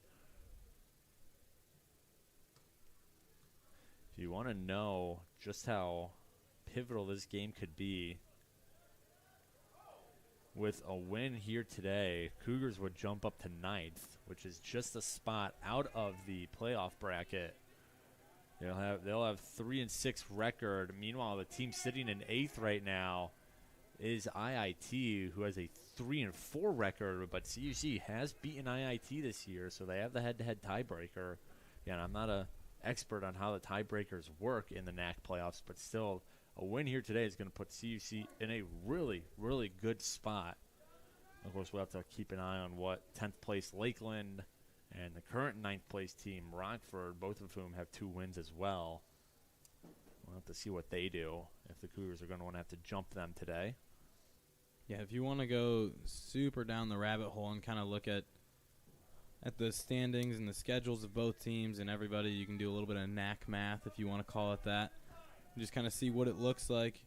CUC, obviously, we mentioned earlier, does have kind of a difficult schedule to end the season, but obviously they're capable of anything with the Edgewood and Dominican. Those are going to be those 2 tough matches, and one of them is one is at home, and then the other one right down the road at Dominican. That's practically a home game as well. Say NAC math. I do like that, though. Some NACs, maybe. Sure, yeah. You got NACtion, you got some NACs. I like it. Well, talking about the upcoming schedule, yes, they have those 2 tough games, but they also have a game against Concordia, Wisconsin, who that's another one of those always tough games just because it's the other Concordia in the NAC. But they are currently ranked below CUC, so if the Cougars can get a win here, if they can hold on, and then they get a win against a team in Concordia, Wisconsin, who's ranked lower than them, that might put them in the playoff bracket alone, depending on what else happens around the NAC. And at that point, you just need to hope everything holds steady, even with your last 2 games being against tough opponents. As good defense here from Di Santiago. He wants a call, but taking the ball into the corner is Reynoso. As he'll move it backwards, and that's going to go out. There's a whistle blown. Trying to see what to call it. I think they're saying a whistle on CUC. So essentially the dream scenario for CUC here, obviously winning all 4 would be great to end the year, but if you can win today, you can hold on today for another 23 minutes, you can beat Concordia, Wisconsin, who's a seed below you right now, and hopefully that propels you into a playoff spot. And that at that point, you just hope that even 2 losses to end of the year against the top 2 teams in the conference, you just hope that maybe that's not enough to push you back out. So a lot of interesting ways the end of the season could work out. CUC still in a position to sneak themselves into the tournament, as here's a shot. No one gets it, and it's headed away by Pointer. Cougars playing with it in the air, as now a whistle blown, and that's major.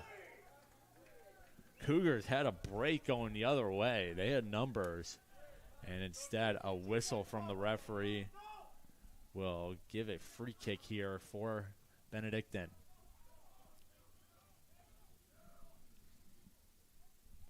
CUC has not made the NAC tournament since 2021.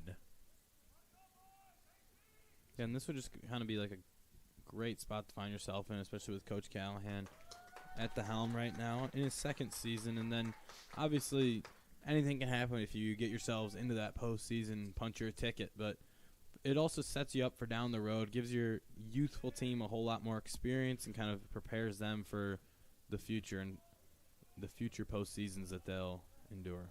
Yeah, I mean, I think it's fair to say, obviously you want to make the tournament every year, and just because of how volatile college sports can be at times, you know, you always have a chance to, but you know, I think it's fair to say that they make it this year, they're a little ahead of schedule. I mean, this is really the first year that Coach Callahan, he's had his class in.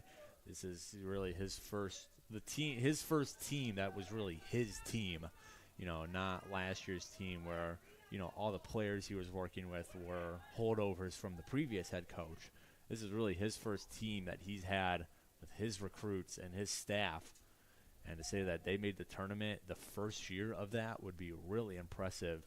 And like you said, Dave, would bode really well for the future as these young players just get better. Here's Romero now. Nice chance. Vicente Romero shot. What a save by Roland. Oh, my goodness. Yeah, it looked like Roland was almost floating for half a second there. It was really spectacular. Yeah, Jordan Roland, who had a tough first half. He only allowed he allowed 2 goals, but there were some nasty rebounds he gave up. He's looked pretty darn good so far here in the second half. He's allowed just 1 goal. Yeah, that freshman keeper for Benedictine, obviously, he's got a relatively high ceiling from what we're seeing so far today. He's just got to kind of raise that floor a little bit. Attempt here. We're close to the goal. Michael Sinise trying to say it was the last touch by an Eagle, and I think he's going to get his way.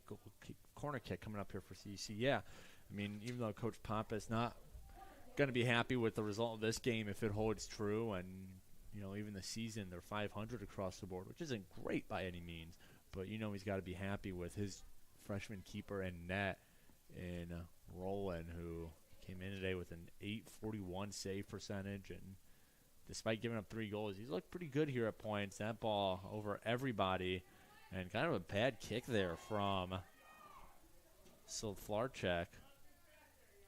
Yeah, it probably spent a little bit more time in the box than anybody would have wanted for Benue. So throwing coming up here for CUC. In terms of the rest of the NAC, CUC the first game of the NAC slate today. Lakeland, the only team in the conference playing out of conference. They are playing Ripon at 4. And then St. Norbert and WLC take each other on. Centering kick here. Might be a chance for Ibarra. Now Pointer put something. It's good through the upright. No good in the world of soccer, however. But as I was saying, WLC and St. Norbert take each other on. That is currently the 5th seed in WLC and the 7th seed in St. Norbert. Illinois Tech and Aurora facing each other. Illinois Tech currently sitting in the final playoff spot at 8. Aurora, they are all the way up at 3 right now. Concordia, Wisconsin, and Marion play each other. Those are the bottom 2 teams in the conference. Marion sitting at last right now. And then Rockford and MSOE face each other. That is, as of now, the 9th seed in Rockford as well as the 4th seed in MSOE. But then the big game of the day that I'm sure everyone in the conference is going to have their eyes on is Dominican and Edgewood taking each other on at Edgewood. Edgewood, the 1 seed right now at 6-0-1 in conference play. They only have 1 loss on the season. Dominican, they're the 2 seed at 5-0-2. They only have 3 losses overall on the season. So that game up in Madison at Edgewood, that's going to be a fun one to watch. There's the 2 top teams in the conference, and 2 teams that CUC still has to play this year are duking it out up at Edgewood. Yeah, it'll be interesting to see how those 2 teams kind of manufacture how they kind of handle business between the 2, because that could potentially be a precursor to the NAC championship. Assuming if you're just going to look at the 1 and 2 seeds, but obviously there's going to be some chaos involved in the amateur playoffs. So we'll see how that goes. Yeah, looking back, Aurora and MSOE were the season champions, but Dominican, they won the NAC tournament as the 3 seed. Before that, Aurora won it as a 2 seed. Before that, Dominican won as a 2 seed. And before that was the COVID season, and here's a shot from Ocampo. I think it was going wide right, but Roland makes the play anyways. 2020 to 2021 was the weird COVID season where the NAC was split north and south. Dominican did win the South as a 1 seed, and then 2019 is the last real season you'd have to go back to where a 1 seed won the tournament, and that was the Dominican Stars. They shared the 1 seed. Aurora was also 10-0-1 that year. They were co-regular season champions, but Dominican coming away with it. But before that, however, then you'd have to go back to 2012. So since 2013 onward, only one seed has won the NAC tournament in the traditional sense, besides the COVID year. So really interesting to see that. Yeah, and if you're kind of a fan of the NAC as a whole and want to see more teams kind of find themselves in the NCAA postseason rather than just the conference tournament, the true way that's going to happen is Edgewood's the only team receiving votes currently in our region for kind of the regional rankings overall. So if if Edgewood ends up falling short of winning the conference tournament, they might potentially have a chance of finding themselves. They'd have to lose in the conference championship game, likely.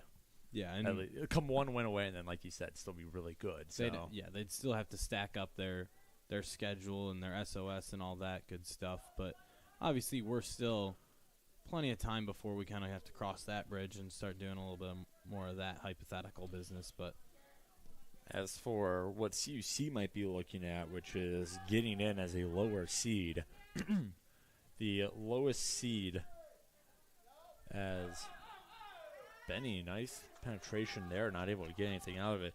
Since 2006, which is when the NAC started tracking their championships in their record book, since 2006, the lowest seed to win the NAC tournament was a 3 seed, and it was Dominican. They did it twice, 3 seed in 2018, and then, like I said, the 3 seed last year. So CUC, they might, if they can sneak in, they can maybe make some noise. The NAC championship might be a little tough, but those, upsets in the early rounds, definitely a possibility. And CUC would likely face the 1 or 2 seed in the first round. Or actually, they might do a bye system. I'm not sure how the tournament system works, but still, it would be tough. It would be difficult, but at the end of the day, CUC is kind of playing their best version of soccer at this point. As you get a shot right there, wide left. But it kind of looks like if everything holds true in these last 14 minutes, CUC will be 3-2 in their last 5 games, and that's a pretty strong spot to find themselves. They'll be 4-9 on the year, so they've kind of hit their stride right when it matters most, and they're going into these last stretch of really important games. So we kind of keep mentioning it and bringing it up, but that's kind of all you're playing for right now is trying to find your way into the tournament. Yeah, like Dave said, so CUC, they hold on for another 13 and a half minutes here. They will be 4 wins on the season and 3 conference wins. And those 2 numbers would be their best marks since the 2021 season when they made the tournament. His ball over for Sinise. He'll put something on goal. Roland gives up a rebound, but jumps on it to make the clean save and get his team going. Less than 13 minutes. Back to, what's going on in front of us. If Benedictine wants to come back here, they're going to need a goal here, essentially, with less than 13 minutes to play, 2 goals to make up. You want one here. And that'll get you going the right way. Physical play there. Being brought down was Jorge Roman. But the referees letting them play on as they have done for most part of today. Here comes Michael Sinise now. Good pace by Michael Sinise. Gets around his defender. Sinise, a shot off the corner of the goal. And I think they're going to say it also hit the uprights.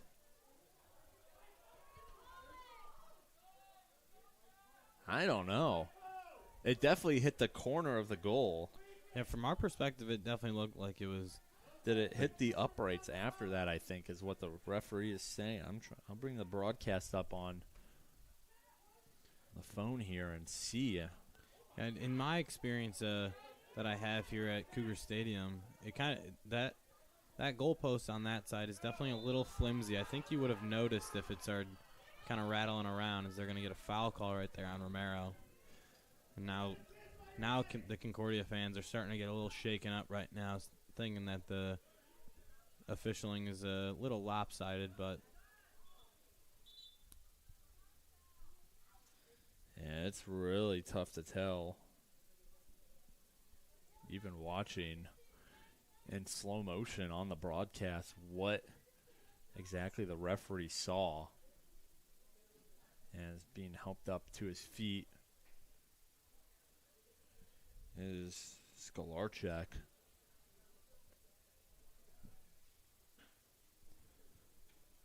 Clock stopped with 11:27 to go in the game. No overtime, so whatever the score is in at 11 and a half minutes, that is the final score for today. Yeah, on the broadcast, I don't think it hit the upright, so Cougar fans, the right to be a little ticked off there. see if it bites them back. Anything hasn't come of it yet, other than maybe wiping off an offensive chance for CUC. Now Benedictine getting a little frustrated at the officials too, as the play kind of started while CUC was in the middle of making a substitution change. They blew it dead. 30, 40 seconds rolls off the clock, and they're a little frustrated about it. Coach Pappas, him and his team, they need a goal. They need to get a goal like now if they want any chance of getting back in this one, because then you still need another goal after that. Here's Crozis. His ball up ahead. Benny with it. His ball put towards the center. Here's a shot, and it's high. Shot off the foot of Reynoso, the senior out of Chicago, who is tied for second on this team in goals with 3. Yeah, that looked like one of the better chances they've had in a little bit of time. So if they wanted to get back in this match, that would have been a really big one to have there. You can hear Coach is really making some substitutions now all over the field. Coach Callahan getting in his personnel to hold on to a lead for another 10 minutes. Wow. Coach Papa is trying to see. I mean, we're seeing some new faces here. So we've seen it's a good combination of guys we've seen all game who might help this team get back in it versus some newer faces who maybe are some combination of getting a chance to make something happen here and just some wild cards as well. Some players CC hasn't seen yet who might help Benny get a goal back soon. Romero puts it into the corner. Here's Christian Ibarra. Ibarra finds Romero. Romero centers it, and coming out to get it was Roland. And with less than 10 minutes to go, Cougars up by 2. We got single digits, into the single digits on the clock. Cougars trying to make it 3 wins in their last 5 games. They've started to find their stride here in NAC play since the 2nd of October.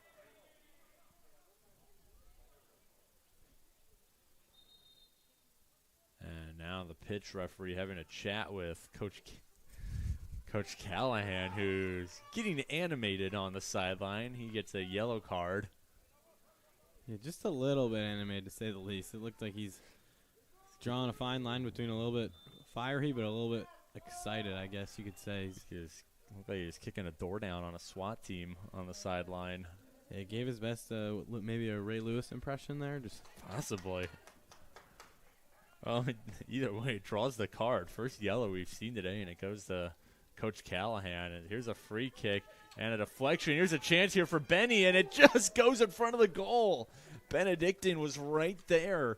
And that ball was probably within a few feet of crossing the goal line. Instead, CUC able to clear it down to half pitch. Oh, man. Benny has come close lately to getting one back. That last shot that was right there, that was Anthony Magner. Yeah, that's a tough one to miss right there. They're really starting to kind of add up right now for the Eagles. Just so many opportunities, and they're just squandering them time and time again. It's starting to get a little frustrating if you're an Eagle.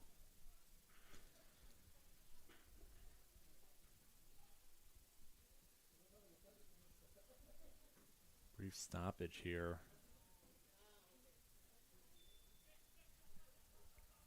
Yeah, with the CUC substitution there, they got the lead with under 15 minutes to go. The clock will stop for the winning team for substitutions.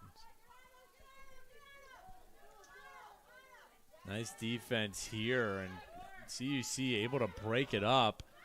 As that was a great defensive play from Julian Delgado to get in front of his man. And now the ball goes out, so Benny will get a throw in.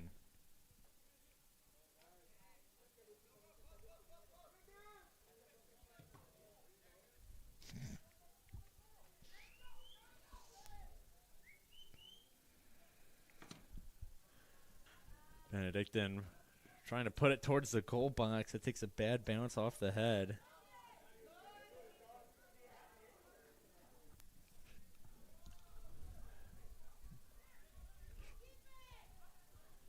They got possession back right over mid-pitch. They're trying to get in deep here. They got 7 minutes to find 2 goals. Yeah, unfortunately, Benedictine doesn't really have time to kind of play a little bit more patient style of offense. Right now, they're going to be kind of crossing a line between trying to decide whether or not they're playing fast or frantic, but we'll see what they end up deciding right here. Less than 7 minutes to go here. Yeah, and it's a very, as trivial as it might sound, a 2-goal and a 1-goal game are very different things. I mean, 1-goal game, you're just a shot, a bad bounce away from tying it up. 2-goal game, though, you got to get one, and then you still have to find one more. So, you know, CUC, they can relax, but if they give up one here, I mean, then the pressure's really on them. They got to play nearly perfect soccer for however long's left as an Eagle goes down right in front of the subs come in as he now hobbles off the pitch, helped out by Coach Pappas.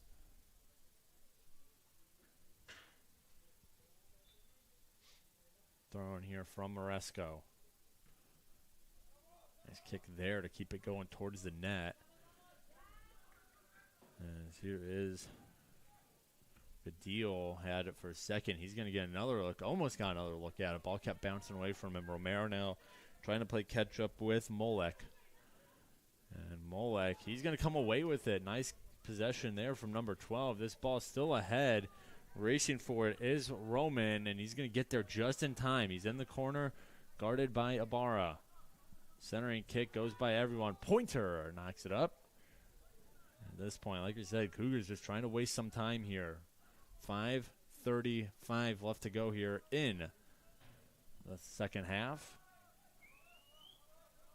Benny needs a pair. CUC just needs to hold on. Here's Crozes. Benny doing a good job moving it forward, but CUC's defense, they're backing up. They're able to make that play on the back line. This ball is going to roll out. Benny throw in.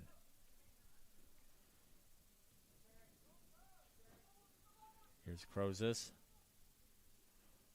Try to poke it ahead. Good play. Julian Yanez coming away with it.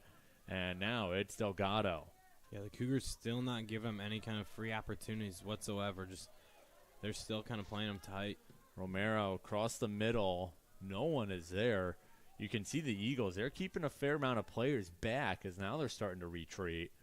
But they know if they get a possession here on the defensive end, they got to launch that down quickly.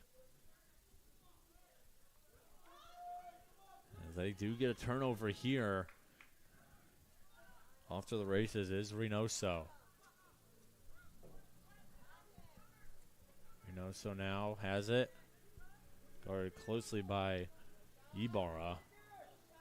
Nice moves here by Roman. He'll get a shot off, and Gudil making the save. Yeah, tight window to try and force that shot up, but you kind of have to in these kind of scenarios right here where it's hard to not think about not just this goal, but the next one as well. So you're kind of adding them both together, and you realize we're running out of time quick. Got to start firing up shots if you get a look. Gudil, big drop kick there. Bounces back towards CUC's half of the pitch. Now Yanez heads it back. Physical play there by Budil, and now it'll draw a whistle, delayed whistle. But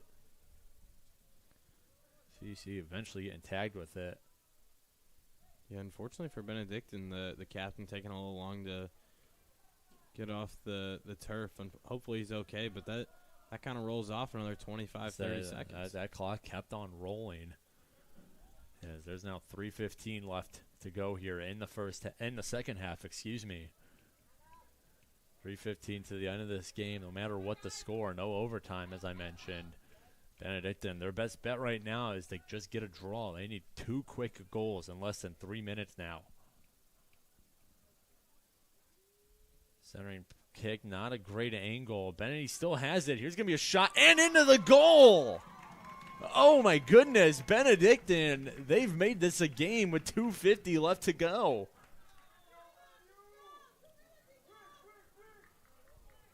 Wow, I think CUC's defense just got a little tired there. They've been playing a lot of defense, and that is kind of the problem when you decide to pull everyone back and just park the bus at the end of the game, is that defense is going to get tired. So Benny with one shot.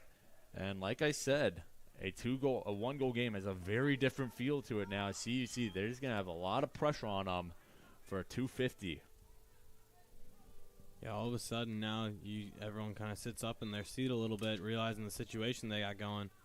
Benedictine all of a sudden playing with a little bit more pep in the step. Not that they weren't before, but that's just the little extra juice that they're looking for. Like I said, now one mistake, a bad bounce, a bad save attempt, a big rebound, whatever it is. One mistake, and we could have ourselves a tied ball game here. So, yeah, this could be a situation where you start to see a lot more clock wasting strategies out of CUC. Maybe they send it out of bounds a little farther, or the keeper takes a little longer to put it in play. Just anything that it takes to roll off a couple more ticks here and there. As Sinise is pulled off, and that's going to draw a big whistle. I'm surprised there's no card. That was a physical grab of Sinise. But this is what CUC wants. They could waste a little time there. The throw-in, Benny trying to come away with it. Now everyone's getting a little chippy. If there's another player on the ground and a whistle, there's going to be a good free kick opportunity in that. You don't want to say that just sealed the deal, but between the time CUC's going to have to waste now and the fact that they're getting a free kick not too far from the box, this is a really nice opportunity for CUC off the foul. Yeah, we'll see what CUC wants to do with this. Do they want to just keep the possession going their way, or if they try to take an actual shot here? It is Romero. He's going to back up, waste some time here too. 1:20 reads the scoreboard. Here's a shot, and it's out, and that's probably the worst case scenario on that free kick is a missed shot. Not only do you not get possession, you don't even put something on goal. As Benny now, and there's going to be a whistle against Pointer. CUC fans not happy with it. Benedictine has 60 seconds to make something happen here. Yeah, and as silly as it sounds, obviously you don't want to commit any fouls, but those are running off 8 to 10, 12, 14 seconds at a time to where it's almost like taking a foul in basketball. It's worth it to let the clock trickle a little more. There's a ball put towards the box, and it's just out of reach. That is a blown opportunity from Benny, and CUC with some good clock management. They can let this one wind down. And you can see Gudillo putting on the jog. Yeah, it looked like the ref gave him a little nudge saying you can't walk it all the way over there. But either way, he burns off another 25 seconds. Benny needs the ball now. They need to get a shot now, too. 13 seconds, and we're at 10. Benny's got to get something going, and Yanez kicks it, and that's likely going to ice the game. One more kick from CUC, and here's another shot, and that'll do it. Wide left, but CUC straight on into the win column as they pick up a 3-2 win over the Benedictine Eagles here this Wednesday afternoon in River Forest. Yeah, that, if you take a look at the opposing side of it, Benedictine, on the other hand, this drastically kind of affects their playoff chances. You know, obviously they still have an opportunity just as the Cougars do, but this is kind of probably one that they had etched in as going to be a win if they were looking ahead on the schedule. And unfortunately, that's one of the things you can't do in the amateur sports is you can never take one for granted as CUC comes up with a big win right here to keep their playoff hopes alive. CUC picking up the 3-2 win over Benedictine. And this is the Cougars' first win against the Eagles since 2015. Almost a decade-long winless streak against their rivals from Lisle. And the Cougars, in dramatic fashion, they had to make things interesting, of course. They pick up their first win since October 14th of 2015, almost 9 years ago to the day. Yeah, they hadn't won one on the home turf since 2009 against Benedictine as well. So it's been a tough rivalry, but it looks to be going the correct direction under the helm of Coach Callahan. So let's look at some of the stats from the game before we start to close things out here. In terms of team stats, the Cougars out shooting the Eagles 20-16. Shots on goal is also favoring CUC 11-4. Saves the Eagles with 8 off of Jordan Rowland. The Cougars making 3 with Nathan Gudillo. Corners 6-5 in favor of the Eagles. The Eagles also had more offsides at 7 to Cougars 5s, and fouls heavily against CUC. 17 fouls for the Cougars to just 5 for Benedictine. As in terms of how we got here, CUC taking a early 1-0 lead, 18-27 in off of Michael Sinise goal, assisted by Xavier Avila. Then Avila scored himself a goal at the 22:03 mark. However, Berto Castile, thanks to some miscommunication between a few Cougars, getting a goal, pulling Benny back within one.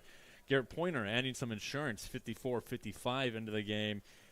And then Castile again, making things interesting. Making things interesting with his second goal of the day.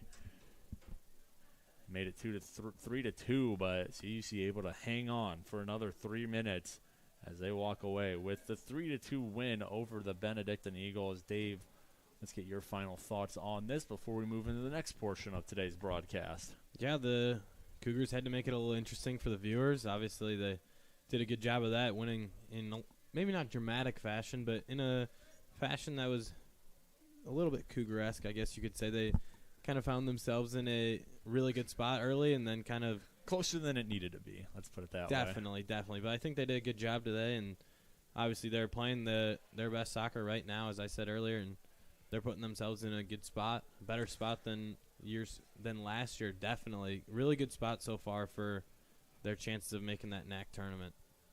So the Cougars, they'll be back in action on Saturday, a 1 p.m. trip to Concordia University, Wisconsin. Coverage can be found at our website, CU Cougars. I do want to say thanks to everybody making this Cougar Sports Network production possible. We had Tyler Dorsch down on the field taking care of substitutions for us. Meanwhile, up here we had Alan Mateo and Sasha Gonzalez as the producer and camera person, respectively. Then we are under the direction of our graduate assistant, Sydney Lloyd, our assistant sports information director, Corey Welch, and our sports information director, Kayla McLeod. Dave Dimeling joining me on the call all afternoon. A fun time as always. But don't go anywhere just yet. Following the Cougars' 3-2 win over the Benedictine Eagles, we're going to have a talk with Elias D. Santiago, captain for CUC, about the win and what's up ahead. So post-game interview with Elias D. Santiago coming up shortly. Don't go anywhere just yet. We'll be back in a second on the Cougar Sports Network.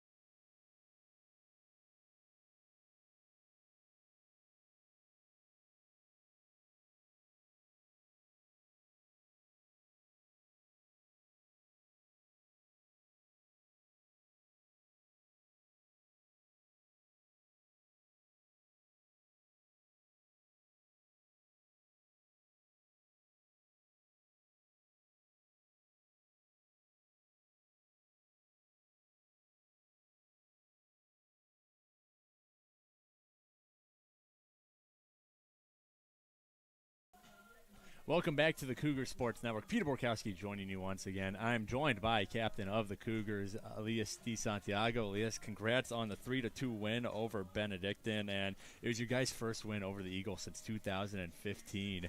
And just kind of tell me what's going through your head right now. I mean, you've been with this team for, your whole career now, and you're kind of starting to see the fruition of this year come to terms. You pick up a big conference win over the Eagles. Just what's going through your head right now as leader of this Cougar squad? Yeah, my freshman year, we tied against them in conference, and then we played on first round in the playoffs, and we lost in double OT, I believe. Right. It was that overtime game, yeah. It feels great to beat them finally. Yeah, right. Yeah.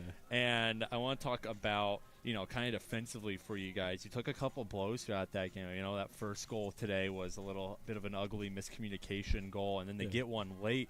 Just, as, a leader on this team, talk about your guys' ability to kind of rebound after that. You got an insurance goal from Garrett, but even when Benedictine would kind of punch you guys in the mouth, you guys always seem to find a way to respond. Just kind of talk to me about the process of that of, hey, we just got hit here. We got to step back up and get back in the game. Yeah, we knew today was a must-win game, so we came out with everything. We took the 2-0 lead, but then we gave up a silly goal, honestly. Right.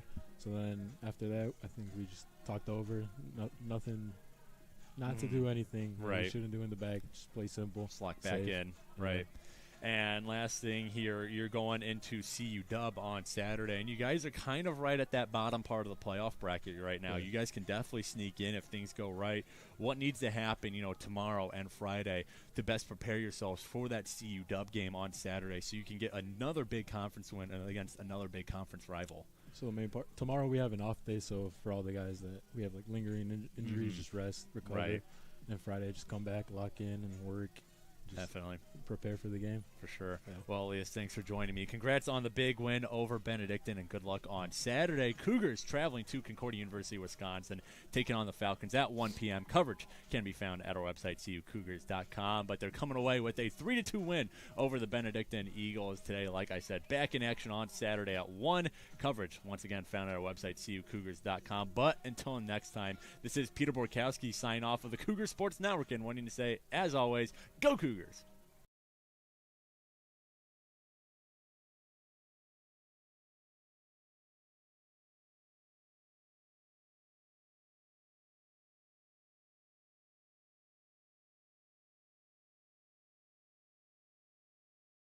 Much for tuning in to today's Concordia University Chicago Cougars Athletics broadcast. We hope to see you on campus very soon. If you would like to learn more about what Concordia Chicago has to offer, go to cuchicago.edu.